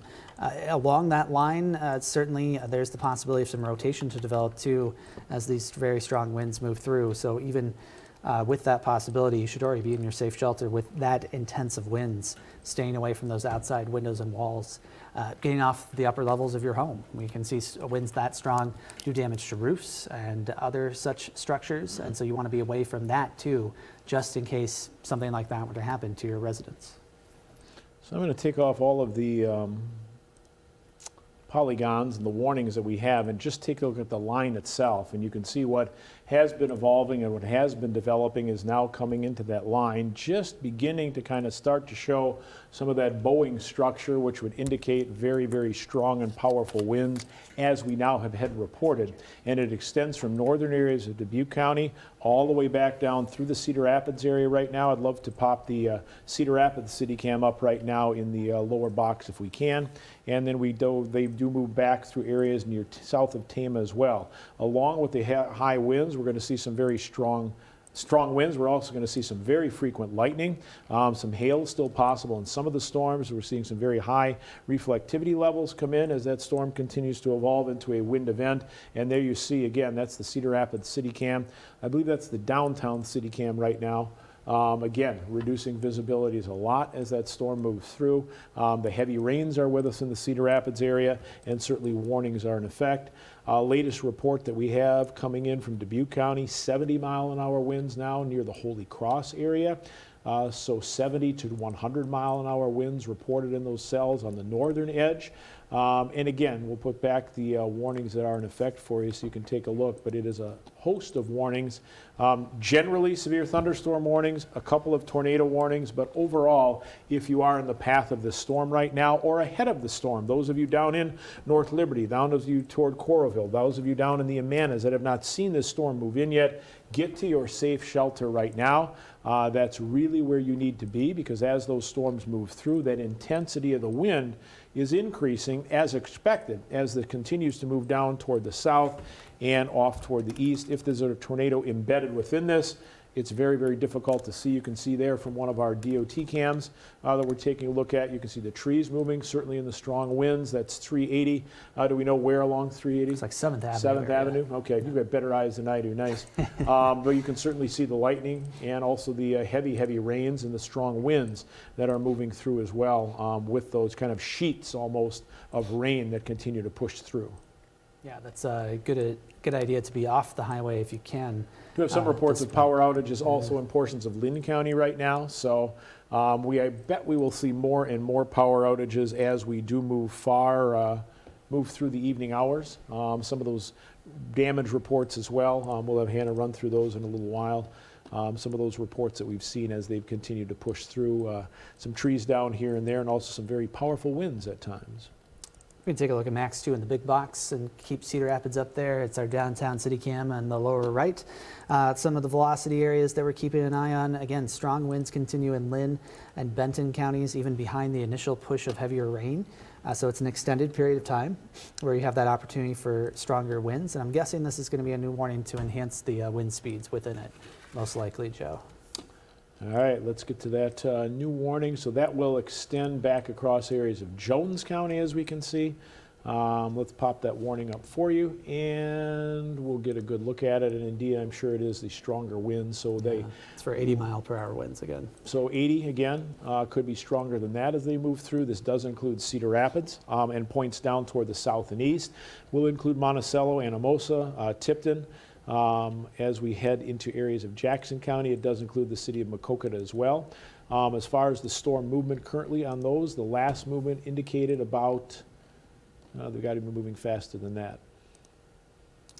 15 miles an hour seems a little slow. Yeah, I don't think so. They are not moving at 15 miles an hour. So we'll kind of watch that. I'm still going to project them out at about 45 just to give you an indication of when they might be moving through. Because 45 has been some pretty consistent movement, although we do expect them to probably pick up some speed as well as they now evolve into kind of that, again, damaging wind event as we've been expecting. This is about the next 44 minutes. Scotch Grove about 5:56, Mechanicsville about 6:04, Wyoming at 6:08, Stanwood at 6:11, Clarence at 6:16, Loudon about 626, Macokota as mentioned at 628, and Calmus about 638. That's the warning including portions of Cedar, Jones, as well as Lynn County. Now for some 80-mile-per-hour winds as those storms continue to move. That does include back toward the Eastern Iowa Airport as well as the city of Cedar Rapids. Another note of a change in warning posture up toward the Dubuque area. That warning that was previously for 80-mile-per-hour winds has now been nudged upward to the potential for 90-mile-per-hour winds. That's probably based on the reports we had from the New Vienna area, as well as some other reports in portions of Delaware County moving into Dubuque County. And so that includes the entirety of the Dubuque area, all of Dubuque County practically, except for the very far north, northern Jackson County and eastern Delaware County, with that potential for particularly intense winds that you need to treat like a tornado warning in this case because of the potential intensity of those winds moving in. So a couple things. Let's pop the Cascade City Cam in the lower corner. Let's put Corey's up. And Corey, the winds you're seeing coming out of that right now, moving into that area. If you want to point out those strong areas where you're seeing that really powerful wind back toward the Dyersville area. Absolutely. The area that is highlighted here in blue, again, Dyersville likely seeing some pretty intense winds. And this is all moving. I'm going to put one loop on it, watch it go from generally northwest to southeast a little bit. So it is going to move toward the Dubuque area. There was a report of strong winds of about 70 miles per hour in the Holy Cross area, which is even on the northern edge of this line. And there is a little bit of tendency for just based on where the radar is. This is coming from the Quad Cities. And so it is shooting directly into the storm near Dyersville, but it's a little bit across where the radar is near the area of Holy Cross. And so the winds may not fully pick up on the areas that are in northern Dubuque County, but it's likely still producing very intense winds. So those speeds, based on the latest indications, I'm going to take the warnings off for a moment to give at least the latest update from the radar. Velocities of 72 miles per hour, 93 miles per hour. Again, elevated, but we do have a report, Corey, of yes, 97-mile-per-hour winds south of Holy Cross. There you go. And that's consistent with that same thing that I was just describing, that even though it doesn't look as intense up in the northern portion of Dubuque County, near the Holy Cross area, ground truth is better than radar. And certainly because of the position of the radar, that area also seeing intense winds. So if you're looking at this in Dubuque and thinking that you're necessarily out of the woods here, not so fast. The Piasta City Cam shows the leading edge of that shelf cloud in the lower right corner. A couple of other notes, sirens sounding again in Cedar Rapids. That's for the strong wind threat. Your cell phone probably went off again in Cedar Rapids for wireless emergency alerts for that same reason. Same story up in Dubuque. And again, the entire line basically is warned, so if this line is moving through your area, definitely expect 70 or greater mile-an-hour winds as that storm moves through. News crews are efforting to see what type of damage that we may have been seeing across the area. We have some reports of some trees down here and there, some power outages kind of scattered across the area, but the line itself continues to move through, as we can see if we take Max 1 on the big screen, keeping Piasta up there. You can see that anywhere from, well, just near Des Moines now, all the way back up into northern areas of Poweshiek and Mahaska County, into areas of Iowa County now just beginning to enter the area, moving through most of Lynn County. And then, of course, as we've been talking, kind of hitting hard the area up toward Dubuque County, now through Jones County. Expect some really, really powerful winds as those storms are moving through. 80-plus mile-an-hour winds certainly were possible. That has been confirmed in some of those storms as well. We'll go ahead and project the line out. And again, we're using about 45 miles per hour as our average as that line has moved. And here's where we would start to see some of those strong winds as they move back through areas of Dubuque County, particularly moving through Epworth about 602, Center Junction at 603, Asbury at 608, Hale about 611, Dubuque at 614. Notice East Dubuque at 616, Clarence about 620, Hazel Green at about 621, Menominee at 623, and 628, that Lost Nation. Again, that's those stronger winds of 80 plus, possibly 90 plus, as we can see in that warning that continues all the way across areas of Joe Davis County as well. There's two areas I want to highlight on Max 2 in terms of the wind speed potential. We still do have a tornado warning that goes for the Cedar Rapids Metro and points to the east. The rotation areas have mainly passed into Jones and Cedar County within that warning. But in terms of our wind speeds, there's a couple of features to watch out for here in two different spots. There have been some broader areas of rotation that developed in northern Dubuque County, and we will check out this new warning here in just a moment, as well as Jones County. And along the southern edge of those is where we're seeing a little bit of localized bowing out of these lines of storms. That's consistent with those stronger velocities that we've seen in Linn County and that we've seen in Dubuque County, and that will continue spreading to the east and southeast along these lines. And that's why those enhanced destructive tags have been added to those warnings in those areas in terms of the wind. And Joe has the new warning. And the warning itself is on the far southwestern part of the line. So this includes southern areas of Tama County as well as into northern areas of Poweshiek County. That is the latest warning that has just been issued. It is a severe thunderstorm warning for 70-mile-an-hour plus winds, and that will go until 7 o'clock. So it takes it for about the next 58 minutes. Again, kind of on the southern edge of that line as we'll kind of widen out the picture for you. You see the line itself really extends from just near and now east of Des Moines, all the way back up through extreme southwestern areas of Wisconsin, including Dubuque, certainly back through Cedar Rapids. Iowa City is untouched yet, but the line is moving in your direction and eventually will move through as well. Waterloo, Oline, you had some strong winds earlier. It looks like you're clear of any severe weather threat as that storm continues to move. Still some heavy rains in some of these storms, but as the movement would pick up from these storms as well, the heaviest of the rains won't last as long. Certainly, you don't want to be out in these storms. You want to be in a safe place. Driving would not be advised as the visibility is greatly reduced, and you have the wind blowing, which can cause, again, debris to fly very quickly, can cause high-profile vehicles to have issues, especially when you're talking about 70, 80, 90-plus mile-an-hour winds, which we're seeing with these cells as they move through. As of right now, as far as any power outages type stuff, we've had some scattered outages here and there. Hannah, you have a look at some of the power outages for us? So in Linn County, power outages are about 600 people are out of power. In Linn County, we're also seeing about 42 people out of power in Buchanan County, 52 people out in Clayton County. Other things, reports we've gotten, 2 sheds were destroyed 1 mile east of Marion, that is in Linn County, 10-inch tree limbs down in Delaware County. Also a report that the weather station at the Marshalltown Airport is down as well. AJ, you've been taking a look. What can we kind of expect as we evolve and move through the next hour and a half? Well, we're going to continue to see this line kind of congeal together. You know, it started off as individual cells, but it's starting to form into that more organized line. It's going to continue to move off to the east-southeast. Speeds are going to vary a little bit. You're going to have parts of this line that race out in front. That's going to be your areas that you're going to want to watch for the most damaging wind threats. Other areas will move a little bit slower. The general track and the general pace of these storms, though, is going to be to the east or the southeast at 45 to 60 miles per hour. And we'll just continue to watch them push to the south and to the east and kind of move through that really, really moist, unstable, warm air that we've been dealing with the last couple of days. Looks like they'll be south by around 7. They'll be pushing into the Davenport area, which I know is out of our viewing area, but still they'll be reaching that area around 7. And by that point, they'll also be south of I-80, pushing into some of our southern counties. So if you are south of these storms, expect to get hit. And as Joe, Corey, and Hannah have all been mentioning, if this line is headed your way, just anticipate being under a severe thunderstorm warning and be ready for extremely damaging winds. These storms have been pretty consistently producing gusts well over 80 miles an hour. We've had a few warnings come out for close to 90-mile-an-hour wind gusts. So damaging wind is the big threat with these storms. We've been watching some very brief spin-up tornadoes as well. It's been producing the reason that these tornado warnings have been issued. But like I said, the big threat and the most widespread threat certainly is going to be those damaging winds up to 80 miles per hour, some higher gusts in the 90 mile an hour range, and a few pushing 100 that we've seen reports of. Thanks for the report, AJ. I know we have the Piasta City Cam up. Let's pop the Dubuque City Cam up. Make sure it's pointing off toward the west a bit, and take a look at what we're seeing as those storms just begin to approach Dubuque. How close are the winds right now, and how strong are they, Corey, in that storm moving through Dubuque County? Let's take a look at Max 2 in the main box, and we'll try to take a look at that in terms of the Dubuque area.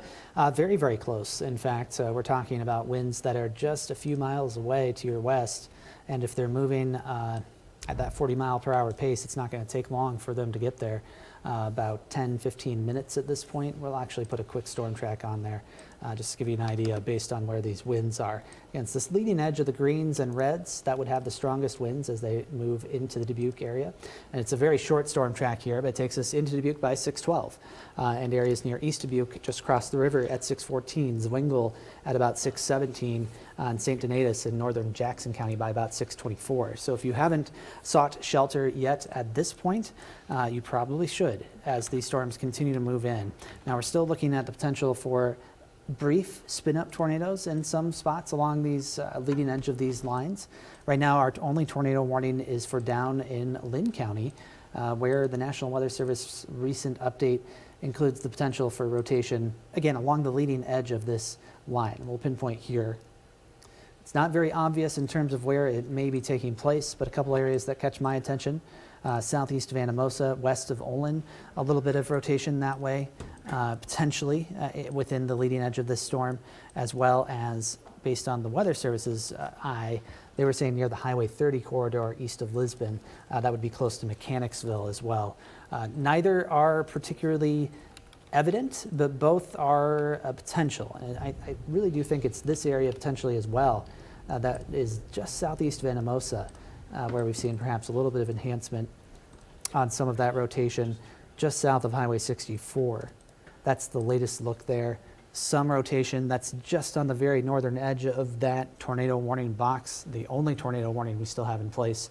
But it's not just the tornadic threat that we're worried about, and those tornadoes could spin up just about anywhere along the line, in addition to the very strong and damaging wind threat. Shelf cloud moving right into Dubuque right now. We've been watching it. We just took the banner off for just a moment, but that is the Dubuque City Cam live right now. We're looking off toward the west, and that shelf cloud beginning to move in, an indication of some of the strong winds that will be coming our way in the city of Dubuque, along with some very, very heavy rain. I would say let's just keep that up in the lower corner, and through this great right now, but as we move through and look at other things as well, let's keep Dubuque in and kind of watch as that storm moves in. You should be in your safe spot.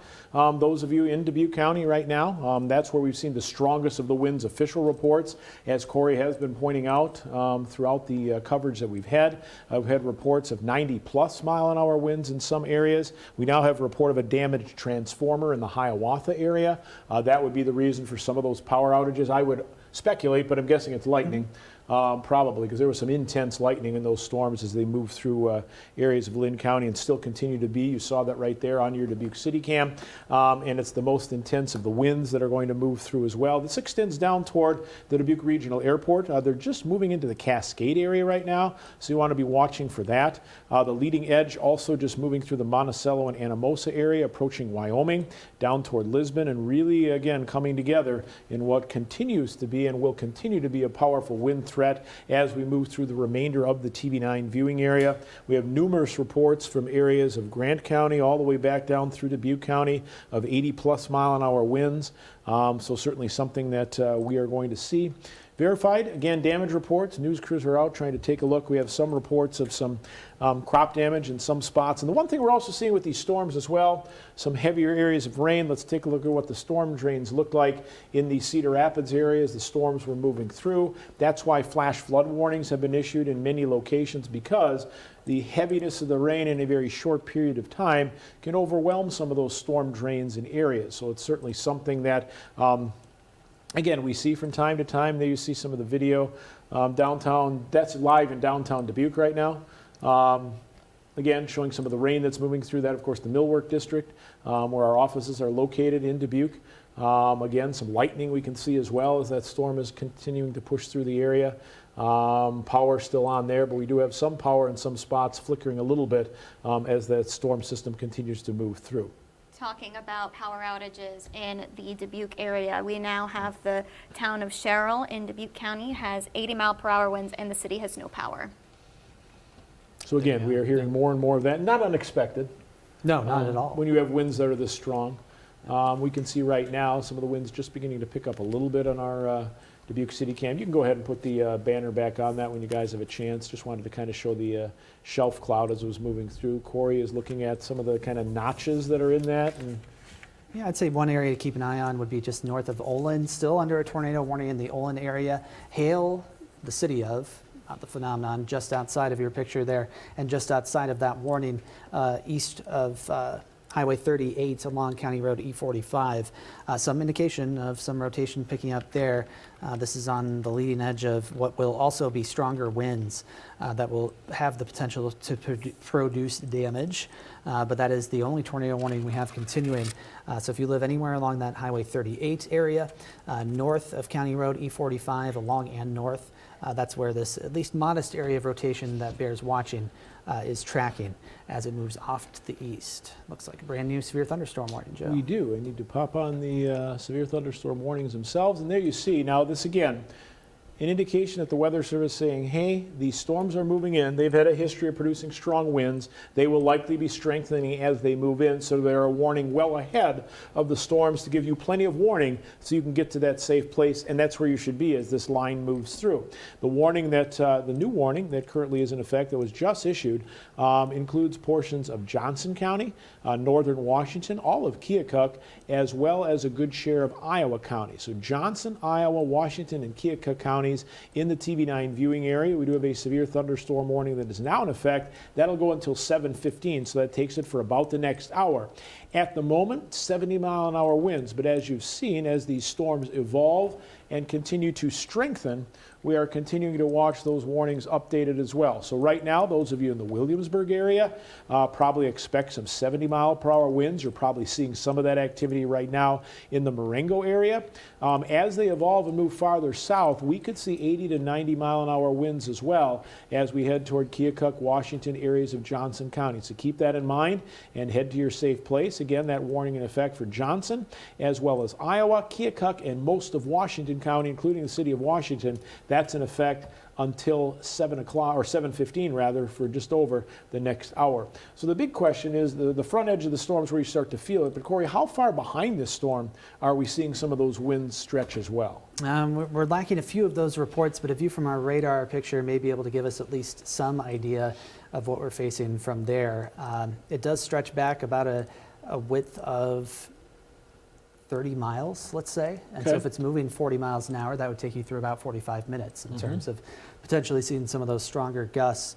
That would be a threat. And you can see it's the storms that are really back here toward Poweshiek and Jasper County, just outside the TV9 viewing area, that have some of those very high Doppler radar velocities here associated with them. In fact, that's a reading here. I'll actually take the warnings off for just a moment and get a sample here just east of the Des Moines area. Again, some velocities between 80 to 90 miles per hour. This time they're being sampled only about a couple thousand feet off the ground. So it's a little closer than what we've seen in the Dubuque area. Even those ones in the Dubuque area turned out to be able to reach the ground. And so that's why that warning well ahead of those storms for good portions of Iowa, Johnson, and Washington, Keokuk counties, in addition to the storms dropping south out of Benton and Tama counties too. So they will have a prolonged period in those areas, like you said, of a potential extended risk for damaging winds. Now, as we take a look at Max 1 right now, the flash flood warnings that are in effect, just highlighting those, you can see those are the blue boxes extending from areas of Blackhawk County and LaPorte City all the way back down across portions of Lynn County. We're going to take the radar off. We're going to put in the precipitation estimates in this area, and this is again rainfall estimates that the radar puts together and says, hey, here's how much rain we've seen, and it's fallen in a very short period of time. 2.5, 2 inches, very, very common, almost 3 inches in some spots, just in that area under the flash flood warnings, and that's where we saw earlier some of the storm drains a bit overwhelmed in the Cedar Rapids area. So certainly heavy, heavy rains in some spots, and that's why we do have, once again, those flash flood warnings that are in effect, kind of another threat that's out there, certainly not the greatest threat, but something you certainly need to continue to watch as those storms move through. That's why, again, being out in these storms is not the advisable thing. Being inside and staying safe from the storms is the thing we do need to do. Storms themselves, and we'll give you the wide view with all of the warnings on it. Basically, the entire line is warmed of some sort for winds up to 70 miles an hour on the southern portion of the line, up to 90 miles an hour on the northern edge of the line. That takes it through the city of Dubuque. They are just beginning to move into northern or most of Jones County, just the far northwestern corner of Cedar County, northern areas of Johnson, into central areas now of Iowa County, and just beginning to approach Keokuk and Washington County with that storm movement, which has been roughly around 45 miles per hour. Take a look at the latest warning that was issued and see what the estimated movement on the storm, still saying around 45. So we did expect that to be the case. 45 to 60 miles an hour. They certainly are moving at a fairly rapid pace. There's an additional flash flood warning that's in effect for the New Vienna, Colesburg, Edgewood, Greeley, as well as Oneida area. That's the area that was certainly reporting some of that rotation earlier in the storm, and along with the very, very strong winds near the New Vienna area as it moved into Dubuque County. Farther off to the northwest, our northwest zone basically clear right now. Not a lot to worry about. Allamakee, Clayton County, you're going to be fine. Fayette County, Bremer County as well. You'll be fine. Blackhawk County right now clear as well. We will see that watch again kind of taken out as it does continue to move farther back off toward the, as the line itself moves off toward the east. But right now, that severe thunderstorm watch still continues across that area and continues across all of eastern Iowa. So virtually, if you are in the TV9 viewing area right now, you are under some type of warning, likely a, well, now it would be a severe thunderstorm warning. I don't see any tornado warnings that are in effect. That's correct. Here in eastern Iowa, they've all expired at this point. The risk for spin-up tornadoes still there along the leading edge of these storms, but the immediate threat, at least from the National Weather Service in the Quad Cities, has at least passed for now. We'll have to wait and see what they decide to do here in Jones County. If we go to Max 2 on the main box here, show you an area of potential rotation just north of Olin, which we highlighted here just moments ago. And gave you a little bit of a first alert to that potential. It's right there, east of Highway 38 and south of Highway 64, moving through Jones County. Again, no tornado warning is in effect. That warning for 80-mile-per-hour winds is still in effect, and so you should be seeking safe shelter, lowest floor away from windows regardless. However, I do find that concerning, that area in southern Jones County, south of Highway 64. I'm going to put one loop on it to sort of show you this area. It's moving toward the east-southeast, so Hale, Oxford Junction would be involved in this potentially. It's on the leading edge of strong winds, again, that are moving through the Olin area. So it's a relatively broad area of rotation, no reports, but just something to keep an eye on within the next little while as the storm continues to move very near the Hale area. So if you live in rural areas of Jones County in particular, I would say keep yourself in your safe shelter. Be on the lowest floor of your home if you could. We do have some more storm reports to go over. First, we'll look at the current power outages. Linn County, 4,771 reports of power outages in Linn County. We have 274 outages reported in Fayette, 83 reported in Clayton, and in Tama, 111 reported. Also 70-mile-per-hour winds reported in Swisher, tree limbs down in Cedar Rapids, 70-mile-per-hour wind gusts in Dubuque. Also seeing tree limbs down in Dyersville and in Hiawatha. In Benton County, the rain rate was measured at 8.5 inches per hour, and Iowa City has suspended transit. That is from our newsroom. Yes, that is good information, Hannah. Thanks for keeping a close eye on those. Yeah, that 8.5 inch per hour rainfall rate. Now, it wasn't over the course of an hour. It was sort of a snapshot, but it was for a period of time. And that's why we're seeing those really quick accumulations of a couple of inches. That's why we have those flash flood warnings. Certainly And it's is a threat. important to heed those flash flood For sure. warnings. Yeah, if you live in low-lying areas that see those creeks rise in your neighborhood, be ready potentially for some of that in your area. Yes. We continue to see the 80-plus mile-an-hour warning in effect, and now a new tornado warning has just been issued. This will include portions of Jones as well as Cedar County in the TV9 viewing area.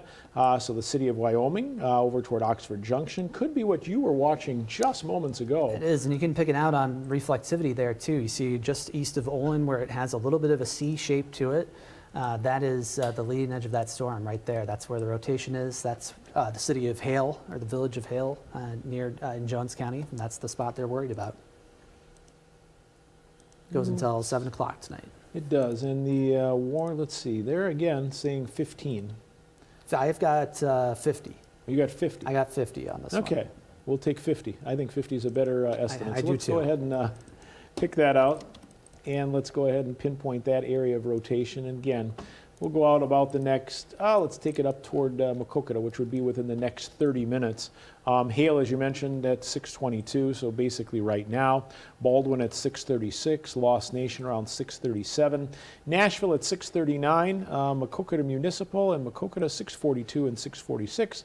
And Bloomfield Park would arrive in your area about 6:47 as that movement does continue off toward the east at about 50 miles per hour. That's the rotating part of the storm with a potential that something could touch down. Again, it's the rotating part of the storm that's prompted that tornado warning. That entire area is also under a severe thunderstorm warning for 80+ mile-an-hour winds.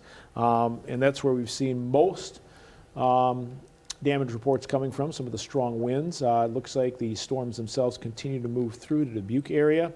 Looks like a 44 gust up to 66 at the Dubuque Municipal Airport, so certainly some very powerful winds moving through. Also, again, we notice the line warned all the way down toward the south. That does include 70+ mile-an-hour winds for Iowa City and Coralville. Williamsburg, the Amanas, getting some of that now. Still heading into areas of Keokuk and Washington County before we would finally move it out of the entire TV9 viewing area. I wonder if we can pop in the, oh, that's good. Let's take a look at your velocity. That looks pretty impressive. Yeah, let's look at next too. There was a report from an emergency manager southwest of Wyoming of a funnel cloud, possibly up to 2 funnel clouds in that area. So that's right in the same area of this rotation. We just got a brand new sweep here near the Hale area that's going to take us very close to County Road E45. All indications are that's where our rotation has developed and will continue sliding to the east. So if you live in areas between Hale, Wyoming, Oxford Junction, all of those areas along and west of Highway 136, you imminently need to get into your safe place. To the east of those areas, you still have a few minutes, but everyone should be seeking shelter within this tornado warning box as this continues to the east. It's moving quick, 50 miles per hour, so we don't have a ton of time if you live in eastern Jones County to be able to seek shelter as that area is sort of intensified in terms of the rotation. Now, outside of it, we still have very strong wind gusts that are taking place too. So even if you avoid the tornadic activity, which would be ideal, winds are coming out of the storm again at the pace of 70 to 80 miles per hour potentially, based on the latest information we have. Those will also affect southern and eastern Jones County. Oxford Junction still in line for those one way or another. So two-pronged threat here as the storm moves through that area. So a view from our North Liberty City Cam, that's with those new storms moving into Johnson County, still pretty intense winds there too. And we have some reports now, some tree damage on the northeast side of Cedar Rapids as these stronger winds have pushed through the area. Also reports of Dyersville tree damage. There is some of the tree damage in the Twin Pine Drive the Cedar Rapids area. So you see certainly some trees down there, some broken branches as well. Again, not uncommon with winds that could be anywhere from 60 to 80 miles an hour as they move through the Cedar Rapids area and points farther off toward the north. We've had winds in excess of 90 miles per hour. I would expect to see more tree damage and curious about crop damage as well from some of the areas that saw some of the more powerful winds. Meteorologist A.J. Rickman is with them. A.J., you're taking a look correlation coefficient, trying to take a look at what you're seeing in that. I am. I was looking to see if there was any kind of a debris signature on this rotation that we're currently watching in Jones County. I'm not seeing anything super definitive at this point, but again, there's a very pronounced notch on the base reflectivity setting, so that does indicate that there's some rotation on the front end of this storm. And with these storms and just the nature of any spin-up tornadoes that we're going to get, what's so tricky about them is you're not going to be able to see them easily. They're going to be shielded by rain.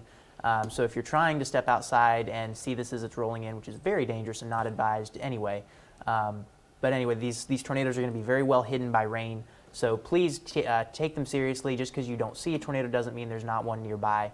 And that, for a lot of these quick spin-up tornadoes that we're watching, will continue to be the nature of them as we go through the evening. They'll be quick, but they'll be well hidden. And as AJ was pointing out, it really is that area, like he was describing, near Hale, Oxford Junction, where there's still rotation on radar. So the threat hasn't passed. But we do have a new severe thunderstorm warning as well, Joe. We do, and this would, again, be kind of on that western edge of the line, warning ahead of that line. That will take us into Wapello as well as Mahaska County. It is a severe thunderstorm warning that will continue for till 7:30. So that takes it about the next hour and 5 minutes. Again, farther to the south, just outside the TV9 viewing area in areas of Mahaska as well as Wapello County. It does include the city of Ottumwa. And again, this is the far western edge of the line as we've seen it. Isolated storms have not been able to become part of that line farther back towards Shenandoah and Lamoni, but we do watch the line pushing through the Waterloo area. Farther to the south, certainly some rain back there, but strong cells are done. And we're going to kind of put this on and take off all of the warnings for you. It gives you a better picture of that whole line that's evolving and moving through, much like we expected. A damaging wind threat for the most part continues to evolve and move through. It'll move through all of Johnson County. I'd be curious what the Coralville City Cam looks like right now, as we're just beginning to watch those storms cross Interstate 80 in that area. We'll be taking a look at that. There's the Coralville City Cam. We're looking to the north on that. Maybe if we pointed even a little bit farther off toward the west right now, certainly some of the heavy rains moving into the area as well. Certainly some frequent lightning. There could very well be some strong winds. Coralville, Iowa City under a severe thunderstorm warning. That's in effect until I think 7 o'clock, but it also is for 70+ mile-an-hour winds. So certainly some strong winds possible as that system continues to evolve and move down toward the south. Have Swisher reports of trees down in the Swisher area right now. Also some trees down, we mentioned, in the Cedar Rapids area. Dyersville reporting some tree damage.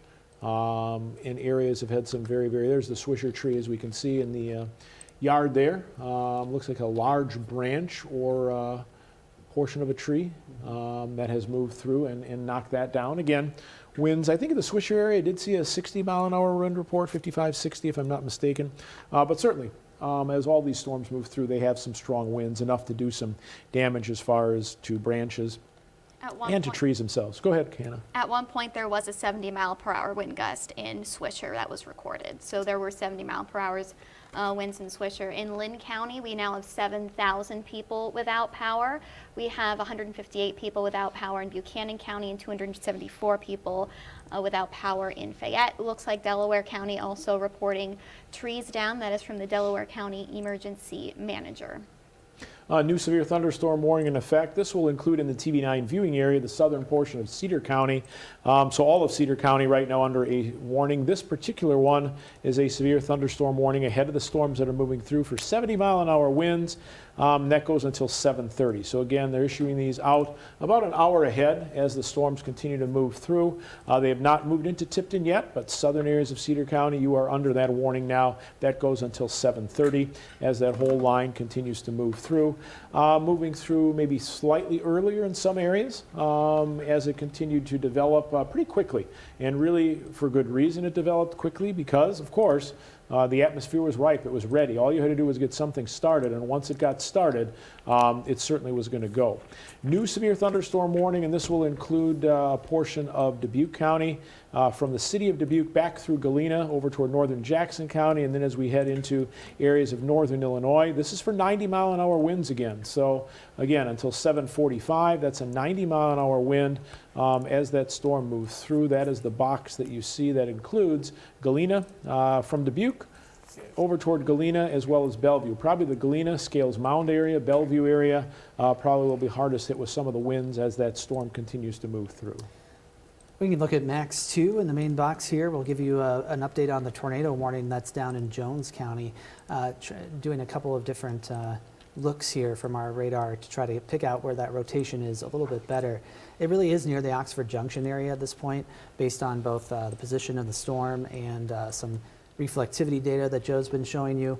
It would be near the very southern edge of Jones County, near the northern edge of Cedar County as these storms continue to the east. That tornado warning continues. Looks like there is a new update from the National Weather Service. Let me gather what they have. Yep, very near Oxford Junction, moving to the east at 40 miles per hour. So very far southern portions of Jones County over toward Lost Nation and far western Clinton County. That would be an area to watch out for in terms of those rotational velocities. But as we pan back again, the strong winds persist in many locations along this line and perhaps for a while, as we've been mentioning. I'm going to pop off the warnings here for just a moment. and show you those areas where we've seen some particularly strong wind gusts potentially. Jones, southeastern Lynn, northeastern Johnson, northwestern Cedar. Also back along a little further west near the Interstate 80 corridor.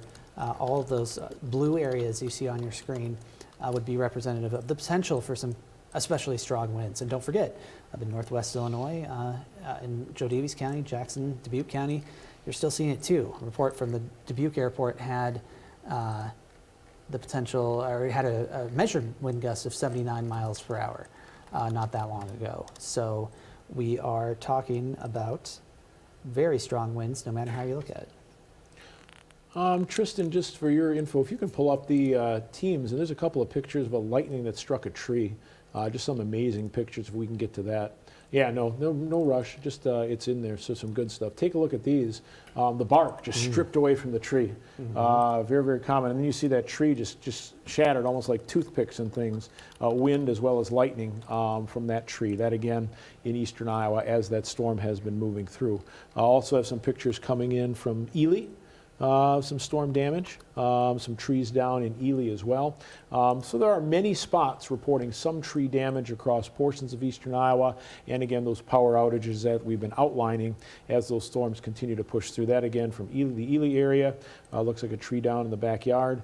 Certainly if you look at the tree that's farther in the background, you also notice some pretty strong winds still blowing with that tree as well. So not something that's uncommon. I think we'll hear more or see more as we continue to move through. We have also a picture of a tree on a van in Marion. Again, that happens sometimes, just in the wrong place. Again, there's a picture we can see of some tree damage that has come down as well. Looks like both sides of the street seeing a little tree damage. That branch certainly largest in the foreground. And again, we have pictures of a tree down over a van in Marion. Again, just parked normally, and then that tree happens to go down as the storms continue to move through. For a moment, you saw our Sigourney City Cam in the lower corner of the screen. Notice the clouds that are coming in. That's the thunderstorm line that we've been following. And again, on the farther or southwestern side, certainly seeing that warning in effect until 7:15 for the Sigourney area, as well as all of Keokuk, most of Washington County. You can expect certainly some strong winds. We see the shelf cloud kind of moving in as well. Some heavy rain, some frequent lightning as that storm continues to move through.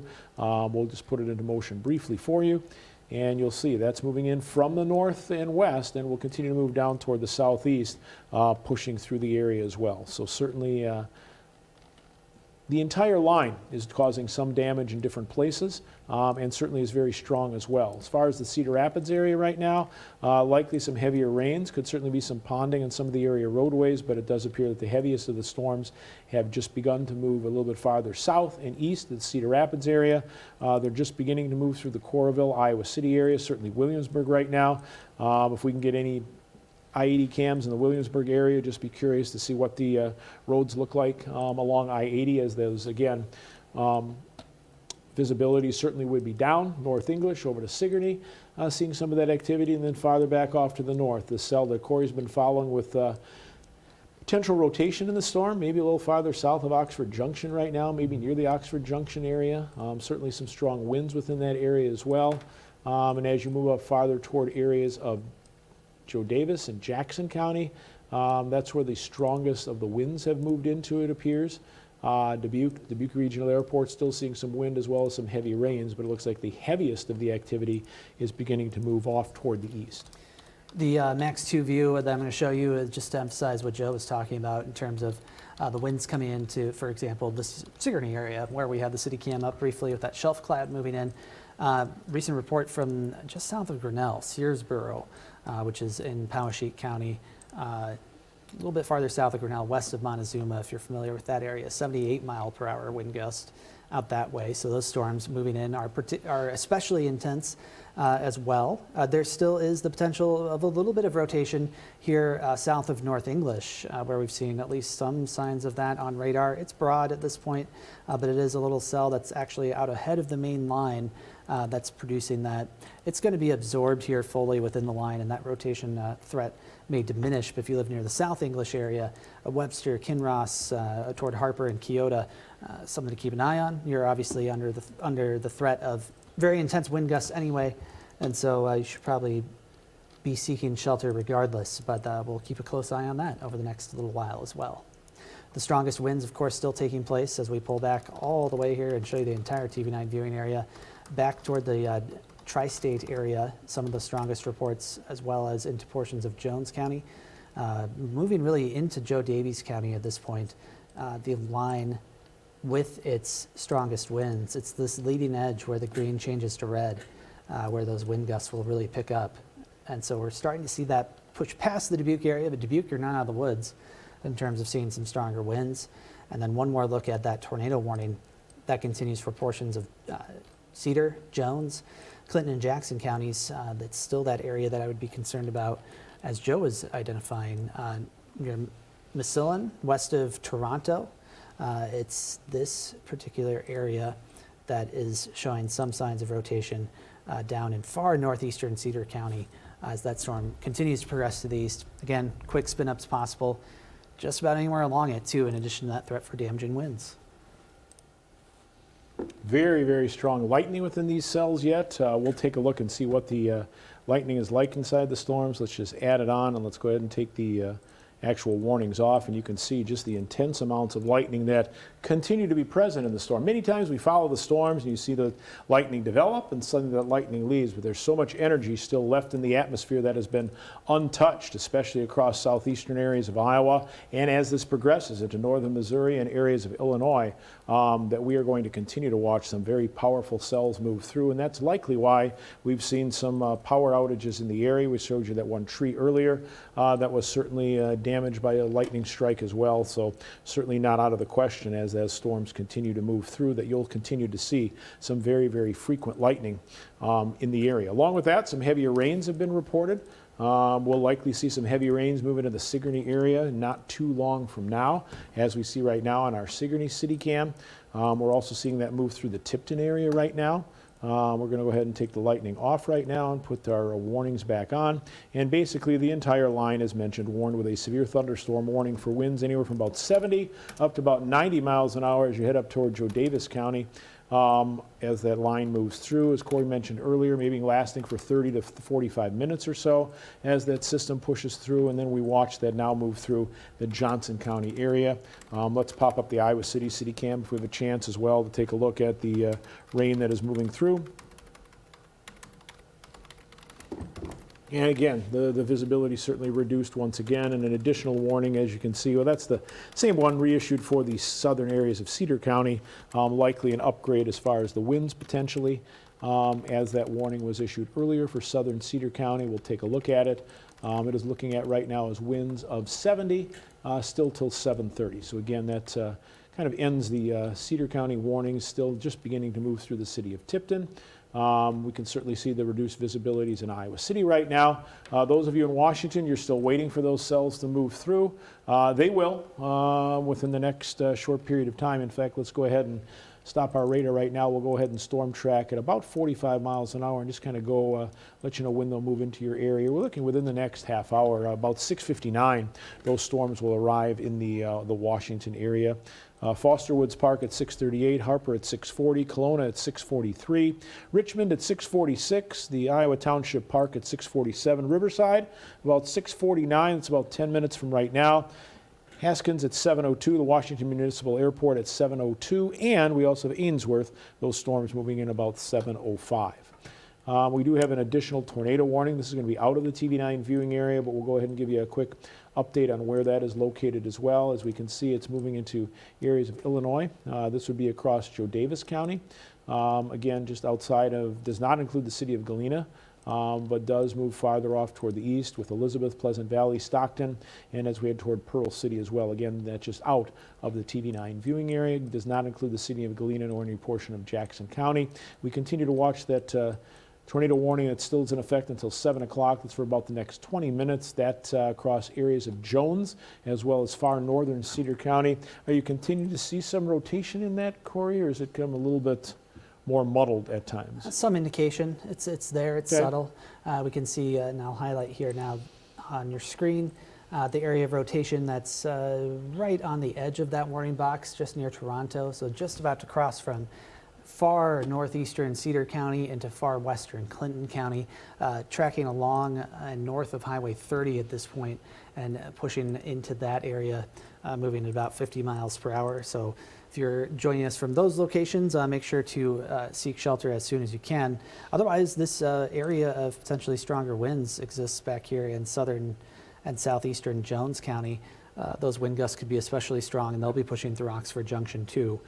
So even though the tornado warning threat in Oxford Junction has passed at this point and off to the southeast, the strong wind threat has not, at least not for a little while still, as the storms continue to move through. It's paired with those very blinding downpours, as well as that threat for some stronger winds. So something in Jones County certainly to still keep an eye on. The rotation not very evident. We haven't any reports from this tornado warning, still radar indicated, but certainly something to watch out for as it heads into Clinton County. We do have some more power outage reports. We have now 8,000 plus people without power in Lynn County. We have 1,600 people out of power in Johnson County. Power outage reported in Iowa City in the City High area. Also, we have 877 people without power now in Dubuque, 153 without power in Clayton, 274 people without power in Fayette. A storm report out of Hardin County, just west of our area. 2 of 3 hog confinements have been destroyed. That was a mile and a half northwest of Eldona. Some damage that'll take a lot of work to clean up and recover from. So far, thank you, Anna, for the updates as well. So far, damage has been relatively limited, but that's usually a lagging indicator. We'll get more reports, obviously, as we go through the evening. Again, the one thing I'm real curious about and likely won't see until tomorrow is some of the crop damage to see with the winds and the mature crops that we've had across the, or maturing crops that we've had in the area. I do have a report of tornado sirens going off in the Sigourney area and the winds picking up. Thank Peyton for that report. And again, that's Keokuk County, kind of seeing those storms begin to move in. Washington County as well. Meteorologist A.J. Rickman has also been with us, kind of watching the storms evolve. What have you seen as these storms have moved through, A.J.? Well, they're starting to congeal into a line kind of like we thought they would, and as they're doing that, you can really see that it's starting to surge off to the south and east. One thing I like is that the National Weather Service has been giving people plenty of warning for these storms, so play it smart. If you have time, you can still go outside. You know, we've seen damages of trees down, trees on cars. If you have time to do so, go ahead and move your car into a garage. Tie down any loose furniture that might blow down the street, any trash cans, things like that. Minimize the cleanup you'll have to do after the storm, and like I said, especially for vehicles, if you're parked under a tree, maybe consider moving it into a garage if you have time. Now, like I said, if you have time, make sure that you're playing it smart. Don't try and be a hero and run out in the middle of these storms and do that. If the storm's already on top of you, just stay where you're at, stay in your safe space.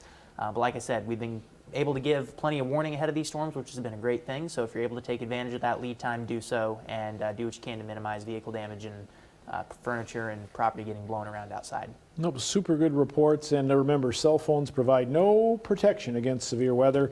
Make sure that you are, once again, staying safe and getting those pictures after the storm passes. New warning. Includes portions. It's hard to pick out within all these other warnings, but it does include part of Cedar County. Yeah, I think it's got a small portion of Cedar County, and yes, in the TV9 viewing area it does, and it is right here. I'll pinpoint the area of Cedar County for you that's actually under that warning. There's so many boxes on the map right now. This would include Bennett, would include Loudon. So that's kind of that small, far southeastern area of Cedar County. It is a severe thunderstorm warning that continues until 8 o'clock, looking at 80-mile-an-hour winds. The main threat would be in that small section of Cedar, but of course across areas farther off toward the east, out of the TV9 viewing area. And again, as expected, these storms are staying strong and possibly strengthening in some areas with that stronger wind. We'll see how long this goes into areas of southern Iowa, Illinois, and Missouri as it continues to push off toward the east. Still continuing, and I want to check the latest, but we've had pretty consistent 45-mile-an-hour movement on these cells, staying at 40. So again, about 40 to 45 is what these storms have been moving down toward the south and east. And with that, there certainly has been some strong winds in the area. We've had numerous reports, as Hannah's been mentioning, of some power outages. Also some areas that right now we are seeing some tree damage in spots. Delaware Emergency Management showing some trees down as well. Certainly some tree damage in downtown Cedar Rapids, some of the trees along the streets. Also have more, again, areas where we do see those trees down in spots. Lots of pictures coming in. We thank you, but again, as we said, and AJ mentioned as well, do it safely. If you're going to get that, certainly get it to us when it's safe to do that. We appreciate seeing it, but again, don't need you to be risking anything by going out in these storms. Why don't we take Max 3 full screen for just a little bit, sort of absorb the storms as they come into the Sigourney area.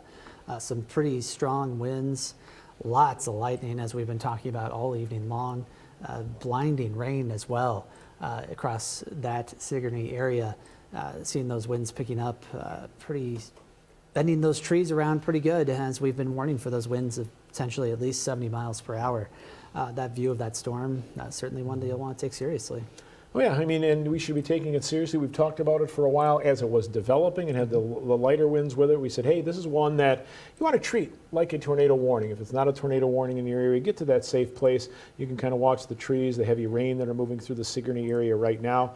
Good news you mentioned as far as damage reports. We just checked with Benton County. No damage reports in Benton County. That's good. They did have some potential hail reports earlier, and the one funnel cloud that was possible as well back toward the Vinton area earlier. So good news to hear no damage reports so far. But as you said, sometimes lags a little bit where you kind of look outside, don't see a lot, and then all of a sudden you notice a tree down or a branch down or that for your area as well later on as the storms move through. Look at the lightning in that storm. Yeah, so much lightning. I mean, what did you measure? Almost 10,000 strikes of lightning It's earlier? amazing. Remember, that's a Absolutely amazing. 15-minute time period. True.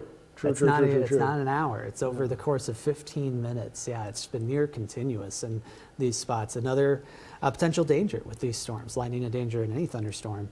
But when it's this frequent, you really got to be careful. Stay away from windows in particular. And even corded appliances. You got to stay away from those potentially if a power surge were to take place. It looks like the latest update. What do you got there for a count? 2,684. Okay, so not quite as high as it was before, but plenty. Oh, Yeah. absolutely plenty. And again, it's holding together in many spots. So that's why those of you in Washington County right now, be aware that storm hasn't moved through your area. You're seeing what it looks like in the Sigourney area right now with the strong winds. We see the trees moving near the school. Washington, it's just beginning to approach. You're certainly looking off to the north and west, are seeing some of that lightning. Those of you in the Tipton area, you're experiencing that as well. Just kind of pinpoint some of the areas. Plenty of lightning around the area.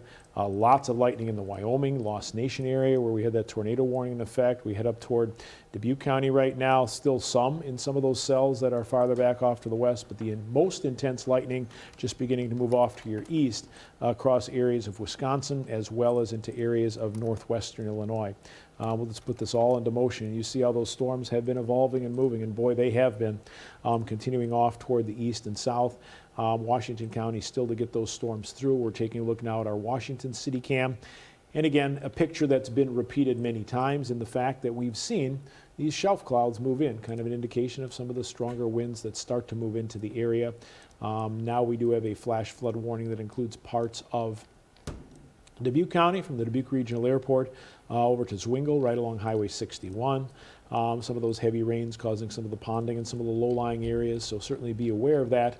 We've had numerous reports of that across eastern Iowa with these storms as well. And up along the Mississippi, you get some interesting terrain that can also enhance some of that flash flooding in particular areas. So that is something to keep an eye on. And of course, if you live in that area, you know the spots that are more favored for that than others, especially along probably Highway 52 as you get closer to the Mississippi.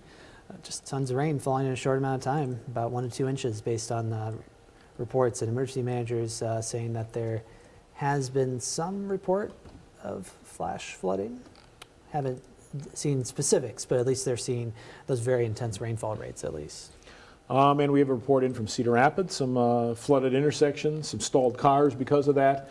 Don't go through floodwaters. They may be small in some areas, see an intersection. You know how deep that is. It can stall your car very quickly, so certainly keep that in mind. We also have now reports in Sigourney of a tree down as well, so certainly similar pattern to what we've been seeing on all these storms, some tree damage, some heavy rain threats as those storms have been continuing to move through. Let's take a look at the storm reports that we have across all of eastern Iowa, and they have become numerous. We showed you some hail reports earlier, but there you see all the storm reports that we have that have been moving across portions of the TV9 viewing area.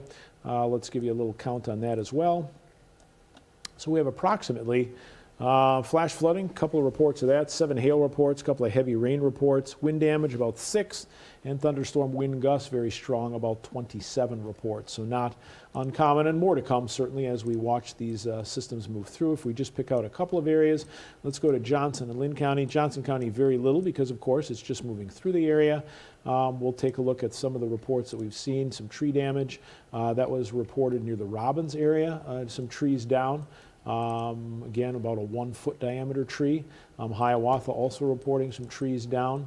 That again, as those storms continue to move through, some heavier rains in the Cedar Rapids area and Hiawatha area, about 2.25 inches of rain.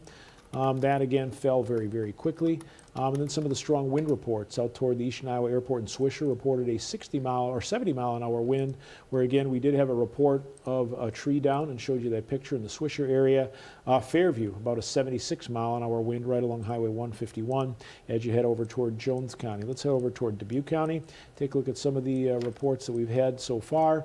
And again, they have been scattered across the area. We've had some very strong wind reports at times in some areas. In the Holy Cross area, that wind report that came in was about 97 miles per hour. Just outside the city of Dubuque near Center Grove, about a 70-mile-an-hour wind. And at the Dubuque Regional Airport, about a 79-mile-per-hour wind. So again, strong winds greater than 80, possibly greater than 90 in some spots as those storms continue to evolve and move through areas of Dubuque County. And it's been pretty much on par as to what we expected as far as how the everything would kind of evolve and develop. We did expect these storms to develop, and once they'd started, there pretty much was no stopping them. There was plenty of energy available, and once they got going, they were going to go, and they have continued to move down toward the east and south, not out of the TV9 viewing area, not out of the threat yet, but it's getting close to them moving out of our area. Getting close, and that tornado warning that was in effect for portions of Jones and Cedar County has been trimmed back. It's now just for far southern Jackson and a good portion of northwestern Clinton County starting to move out of the area, which is good news there. Still signs of rotation along the leading edge of the line there. I've been looking over my shoulder at meteorologist Hannah Messier's power outage map. It looks like Dubuque County in particular might be a little bit more than it was previously. We've seen quite a jump in the power outages in Dubuque. We now have 6,736 people without power in Dubuque.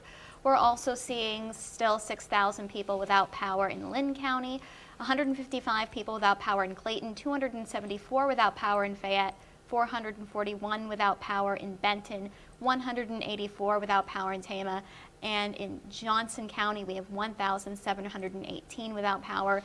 But the most without power right now really does seem to be Dubuque County at 6,736. Some other reports we've gotten, 70-mile-per-hour wind gusts in Keokuk County, that's 1 mile north of South English.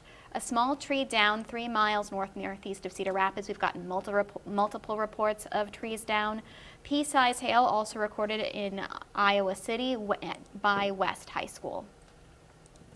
Yeah, we thought that the hail threat would really diminish as this organized into a line. It was that initial development with those cellular supercells that actually were the sort of leading severe weather that we saw earlier this evening.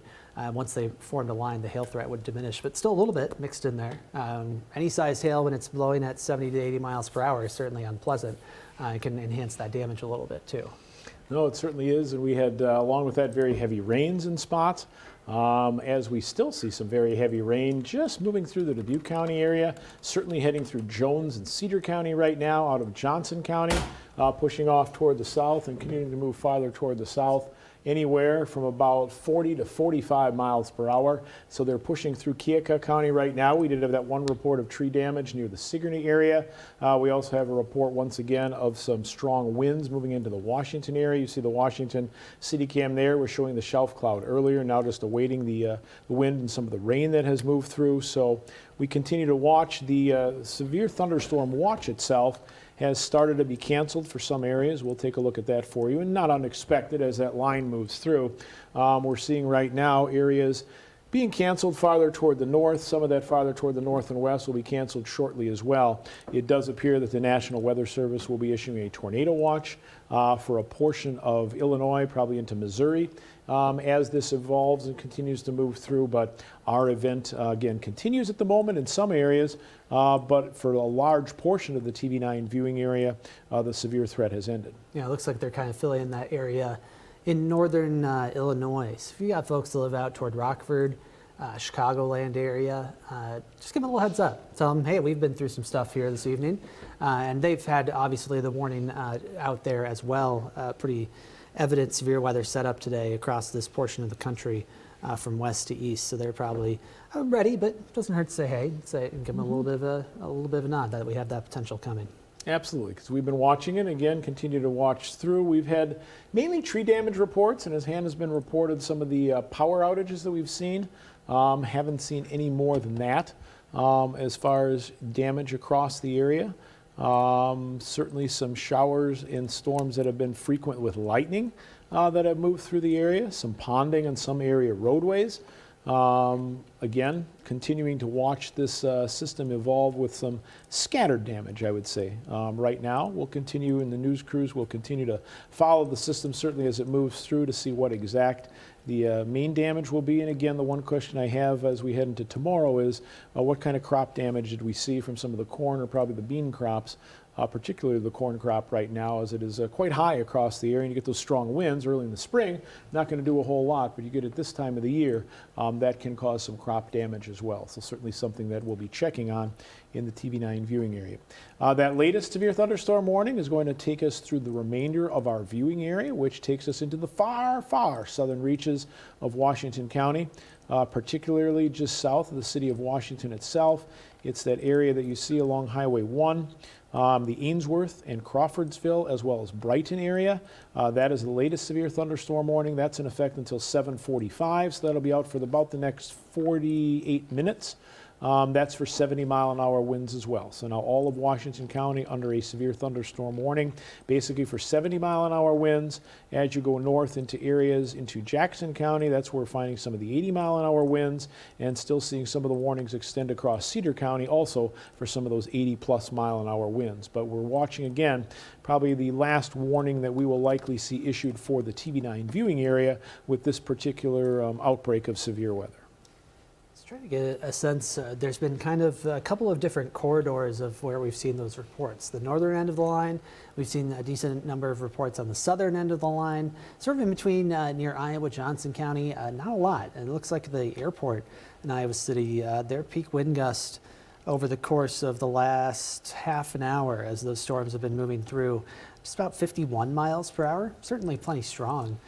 But less likely to produce damage. Now, of course, that's an isolated single point in Johnson County in terms of where we're seeing that damage, and they still have a severe thunderstorm warning for the potential for gusts to kick up. We're watching our Washington City cam down there too, seeing that start to pick up in terms of those wind speeds, and of course those heavy downpours too. It's just continuing to progress to the southeast, seeing it really grant that solid line from northwest Illinois, southern Wisconsin, all the way down to southeastern Iowa. Looks like you can see on the lower right side of your screen, that leading edge that goes in southern Wisconsin. That's kind of the northward extent of where we're talking about the severe weather potential as it moves out of the area. And not a solid bow-shaped line either. So there have been smaller parts of it surge outward, give us those stronger wind gust corridors. But in terms of an overall large swath of damaging wind, it just hasn't been seen yet, which is good. We're hoping that it stays more localized. Obviously, Absolutely. not great for the folks that have it, though. Don't want to see damage anywhere, but that certainly happens when stronger winds move through. And so far, it looks like the strongest winds have been across areas of Dubuque County. That's where, at least where we've had the strongest wind reports as those storms have continued to push through. Meteorologist A.J. Rickman is here. A.J., you've been continuing to take a look at some photos, take a look at the radar. What you got for us? Well, we do have a report of a light pole that is down at F Avenue and 1st Street West in Cedar Rapids. So if you're driving around that area, make sure that you're being aware of that. The photo does look like the the down pole does cover up most of the roadway. We should be getting that pulled up. There we go. We have a picture pulled up right now. So you can see that pole's down covering most of the roadway. So consider taking an alternate route if you're going that way. The other thing you'll notice in that photo, especially in the gutters, there's a lot of water that's ponded up on the side of the roads. So if you're driving even after the storm has passed, make sure that you're being careful. It's very easy to hydroplane, especially if you're driving at a high rate of speed. So even after the rain subsided, make sure that you're driving slower than you ordinarily would. Don't want to hear about any accidents from, like I said, from hydroplaning.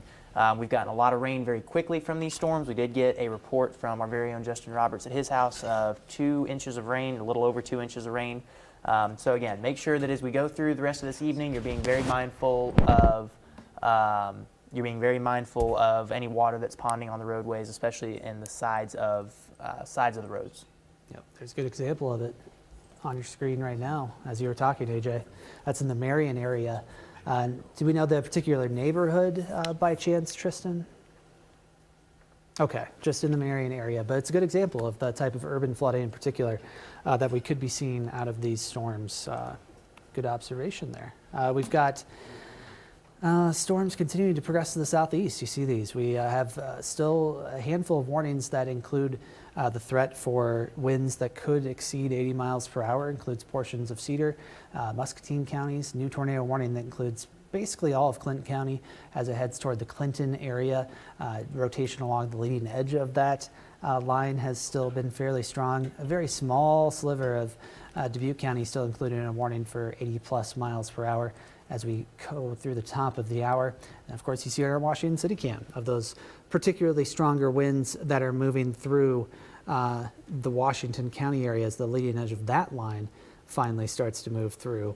I believe Washington is warned for 70 mile per hour winds as kind of a summary there in terms of what's going on. 70 mile per hour wind potential with those storms as they surge to the southeast.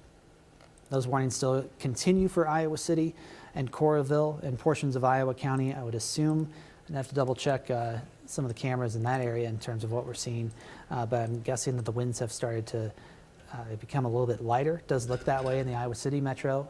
So the highest threat for damaging wind has passed that area. It's really the leading edge in the first 10 miles or so, let's say, of that storm as it moves through.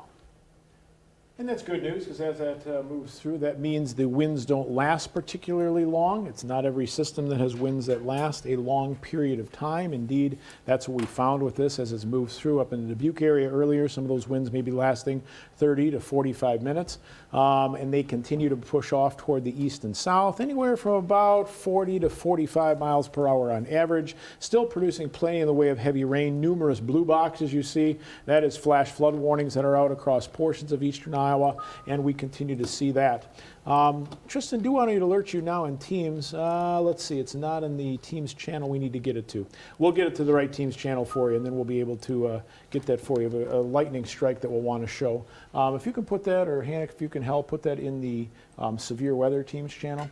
That'd be great, because it's something we probably want to take a look at. Some great video that came in of the storm itself as it was pushing through. We are seeing some ponding on roadways because of the heavy rain that we've been talking about. As far as the intense parts of the storm, they are beginning to just move out of the TV9 viewing area. Still, we do have a severe thunderstorm warning that continues across far southern Johnson County, or Washington County rather. This is down toward the Ainsworth and Crawfordsville area, Brighton as well. You still are going to see some pretty powerful winds move through, along with plenty in the way of lightning across the area as it continues to evolve and move down toward the south and east, anywhere from about 40 to 45 miles per hour. Farther back, still some rain, still some thunder in those, but we're not seeing the strong winds pick up as those storms move through, and we'll continue to follow this for the next few minutes or so and see how these storms evolve as they move out of the TV9 viewing area. Do have some stronger storms still obviously taking place. The tornadic threat is not particularly there just about everywhere in the TV9 viewing area at this point. Again, Clinton County under a tornado warning. There's an area of rotation in western Scott County that's tracking north of Interstate 80. We certainly wouldn't recommend any sort of travel at this point, even around urban areas where storms are still going on. Obviously, in our northern zones, things have improved pretty rapidly, and so you're probably in good shape there. Outside of the areas that are under flash flood warnings, I would be very cautious in those areas in terms of venturing out, especially in those flood-prone areas. But most of the rest of the area is still dealing with at least some rain at this point as it's moving through. So before we look at the video, Jack, just want to clarify, this is from the Piasta area? All right, let's go ahead and take a look at this video. Corey, you haven't seen it yet. That's it. Lightning strike. Oh, Obviously, lightning is hot. yeah, Caused that tree to take on some fire and just continue to watch. with a transformer near it. Right? Or a transformer. Okay, it's a transformer fire. Yeah, oh. And there you see the transformer I was going to just say that's blows the up. transformer part. So that yeah. again, that's the transformer that was hit by lightning. That again up in the Piasta area. If you wonder why we have some power outages in areas, that's why.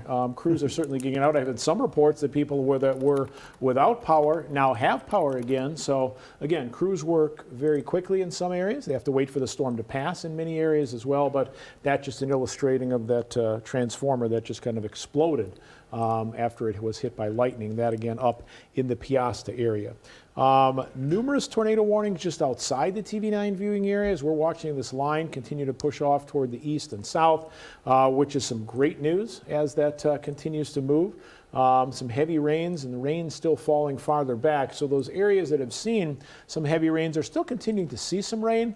And as Corey mentioned, that can lead to additional ponding on the roadways as we get a little bit darker across the area as well. Hard to see, hard to travel. Washington right now certainly seeing some greatly reduced visibilities with the heavier areas of rain and some of the stronger winds that are moving through, just beginning to move through the Crawfordsville and Ainsworth area as well. And that'll take it just outside of the TV9 viewing area as far as the strongest parts of the storm. But the line itself looks like Dubuque County right now as far as the strongest parts of the storm. It's out of your area. It's just about out of all of Jones County. Still moving through Cedar, Johnson, Washington, as well as areas of Keokuk County. Iowa County right now, again, that storm is just about out of the area. Plenty in the way of lightning as that storm continues to push through, as we can see. And that does extend through the entire line itself all the way back down toward Ottumwa. It looks like the storm's just avoiding the Ottumwa area for the most part. They are just off to the north and east, but we'll continue to follow this and watch it as it continues to move through during the next, again, probably another hour before it exits the TV or exits eastern Iowa entirely and moves across the Mississippi into northern areas of Missouri and portions of Illinois. But it is, again, moving out. The strongest of the storms themselves have moved out. That latest warning that you see is for portions of Wapello County, just outside the TV9 viewing area, and that extends also down toward Davis County, farther down to the south. That again, a severe thunderstorm warning for some 70+ mile-an-hour winds as those storms move through. Damage reports have been minimal in the sense of we've seen some tree damage. I think Hannah mentioned one building that was damaged. So that we've seen that. There have been power outages here and there, and again, numerous power outages in spots, certainly, and it'll take a little while to repair some of those based on what needs to be repaired themselves. Yes, the latest power outage numbers: Dubuque County, 6,736 people without power, 274 people without power in Fayette County, 155 without power in Clayton County, still 6,033 without power in Lynn County, 1,718 without power in Johnson, 441 without power in Dubuque, and 184 without power in Tama. We're also working to get video of the potential funnel clouds in Jones County. This is from the Jones County Emergency Management, and we still have reports of rotation just outside of the area in Muscatine County. Hannah, thanks for the report. We appreciate that. Do have reports from Lynn County EMA that one home on the southwest side of Cedar Rapids did have some siding damage. That could be from some of the wind. Certainly that can easily take some of that siding off at the right time, at the right angle. Also have other reports of trees down across portions of Lynn County as well. And that could certainly lead also to the possibility of some of the power outages that Hannah was certainly outlining across the area. And again, there have been some scattered areas of damage here and there, but nothing that has been over the top as far as damage is concerned. We'll continue to watch as those storms move through the rest of Washington County and head farther down toward the south and east, but it really does look like the main threat across Dubuque, Cedar Rapids, now Iowa City as well, has certainly ended as this severe weather continues to push down toward the south and east. Heavy rain also falling with the system. We had a report from Center Point from one of our viewers. 3.4 inches of rain has fallen in Center Point. That's a lot of rain in a very short amount of time, too. So that's why we're concerned about flash flooding. Center Point included in one of those flash flood warnings, I believe, or very close to, if it hasn't been included there. So, yeah, I mean, 81-degree dew point that we had in Cedar Rapids earlier, you felt it as you stepped outside this afternoon. It's not hard to tell. We had a ton of moisture around. And that's illustrated by the heavy rains that we're seeing across the area as well. Again, severe thunderstorm warnings still continue, but are really confined to areas of Keokuk, Washington County, I would say southern areas of Cedar County in the TV9 viewing area. Those are the areas still that really are seeing some of the more heavy rains. There can be some lightning certainly as that system continues to push south and east, but overall that's where the majority of it is located. And more counties are being taken out of that watch as well, as we expect that to continue. We'll take a look at our severe thunderstorm watch that was in effect for the entire TV9 viewing area for a period of time. More and more of those coming out, and I would expect more counties to be canceled as we head through the next half hour or so as the storm systems move out and that severe threat comes to an end. Doesn't mean you're done with the rain, doesn't mean you're done with a little bit of thunder, possibly some lightning, but you are done with most of the severe threat itself. If you take a look at Max 2 in your main box, we can kind of accent what Hannah was talking about in terms of the heaviest rainfall. These are radar estimates, and so I would say especially that one, the highest number, 4.3 inches southeast of Waterloo, probably some hail showing up in the initial storm development, perhaps enhancing those totals just a little bit, but we are still seeing those very heavy totals over the last little while. Trying to get some updated numbers from area reports. Looks like maybe we're missing some data here. It says Cedar Rapids has received a trace. That doesn't seem likely. No, I think it'd be more than that. Yep, so we're going to have to work on some of that information in the coming hours as we wrap things up here. But Yeah, and I think honestly, we've had a report now in Dubuque, some basic tree branch damage, especially in the northern part of the county, power outages, as well as some flash flooding in spots. But it seems that the storms themselves, or the severest parts of the storms, have evolved and moved through the TV9 viewing area.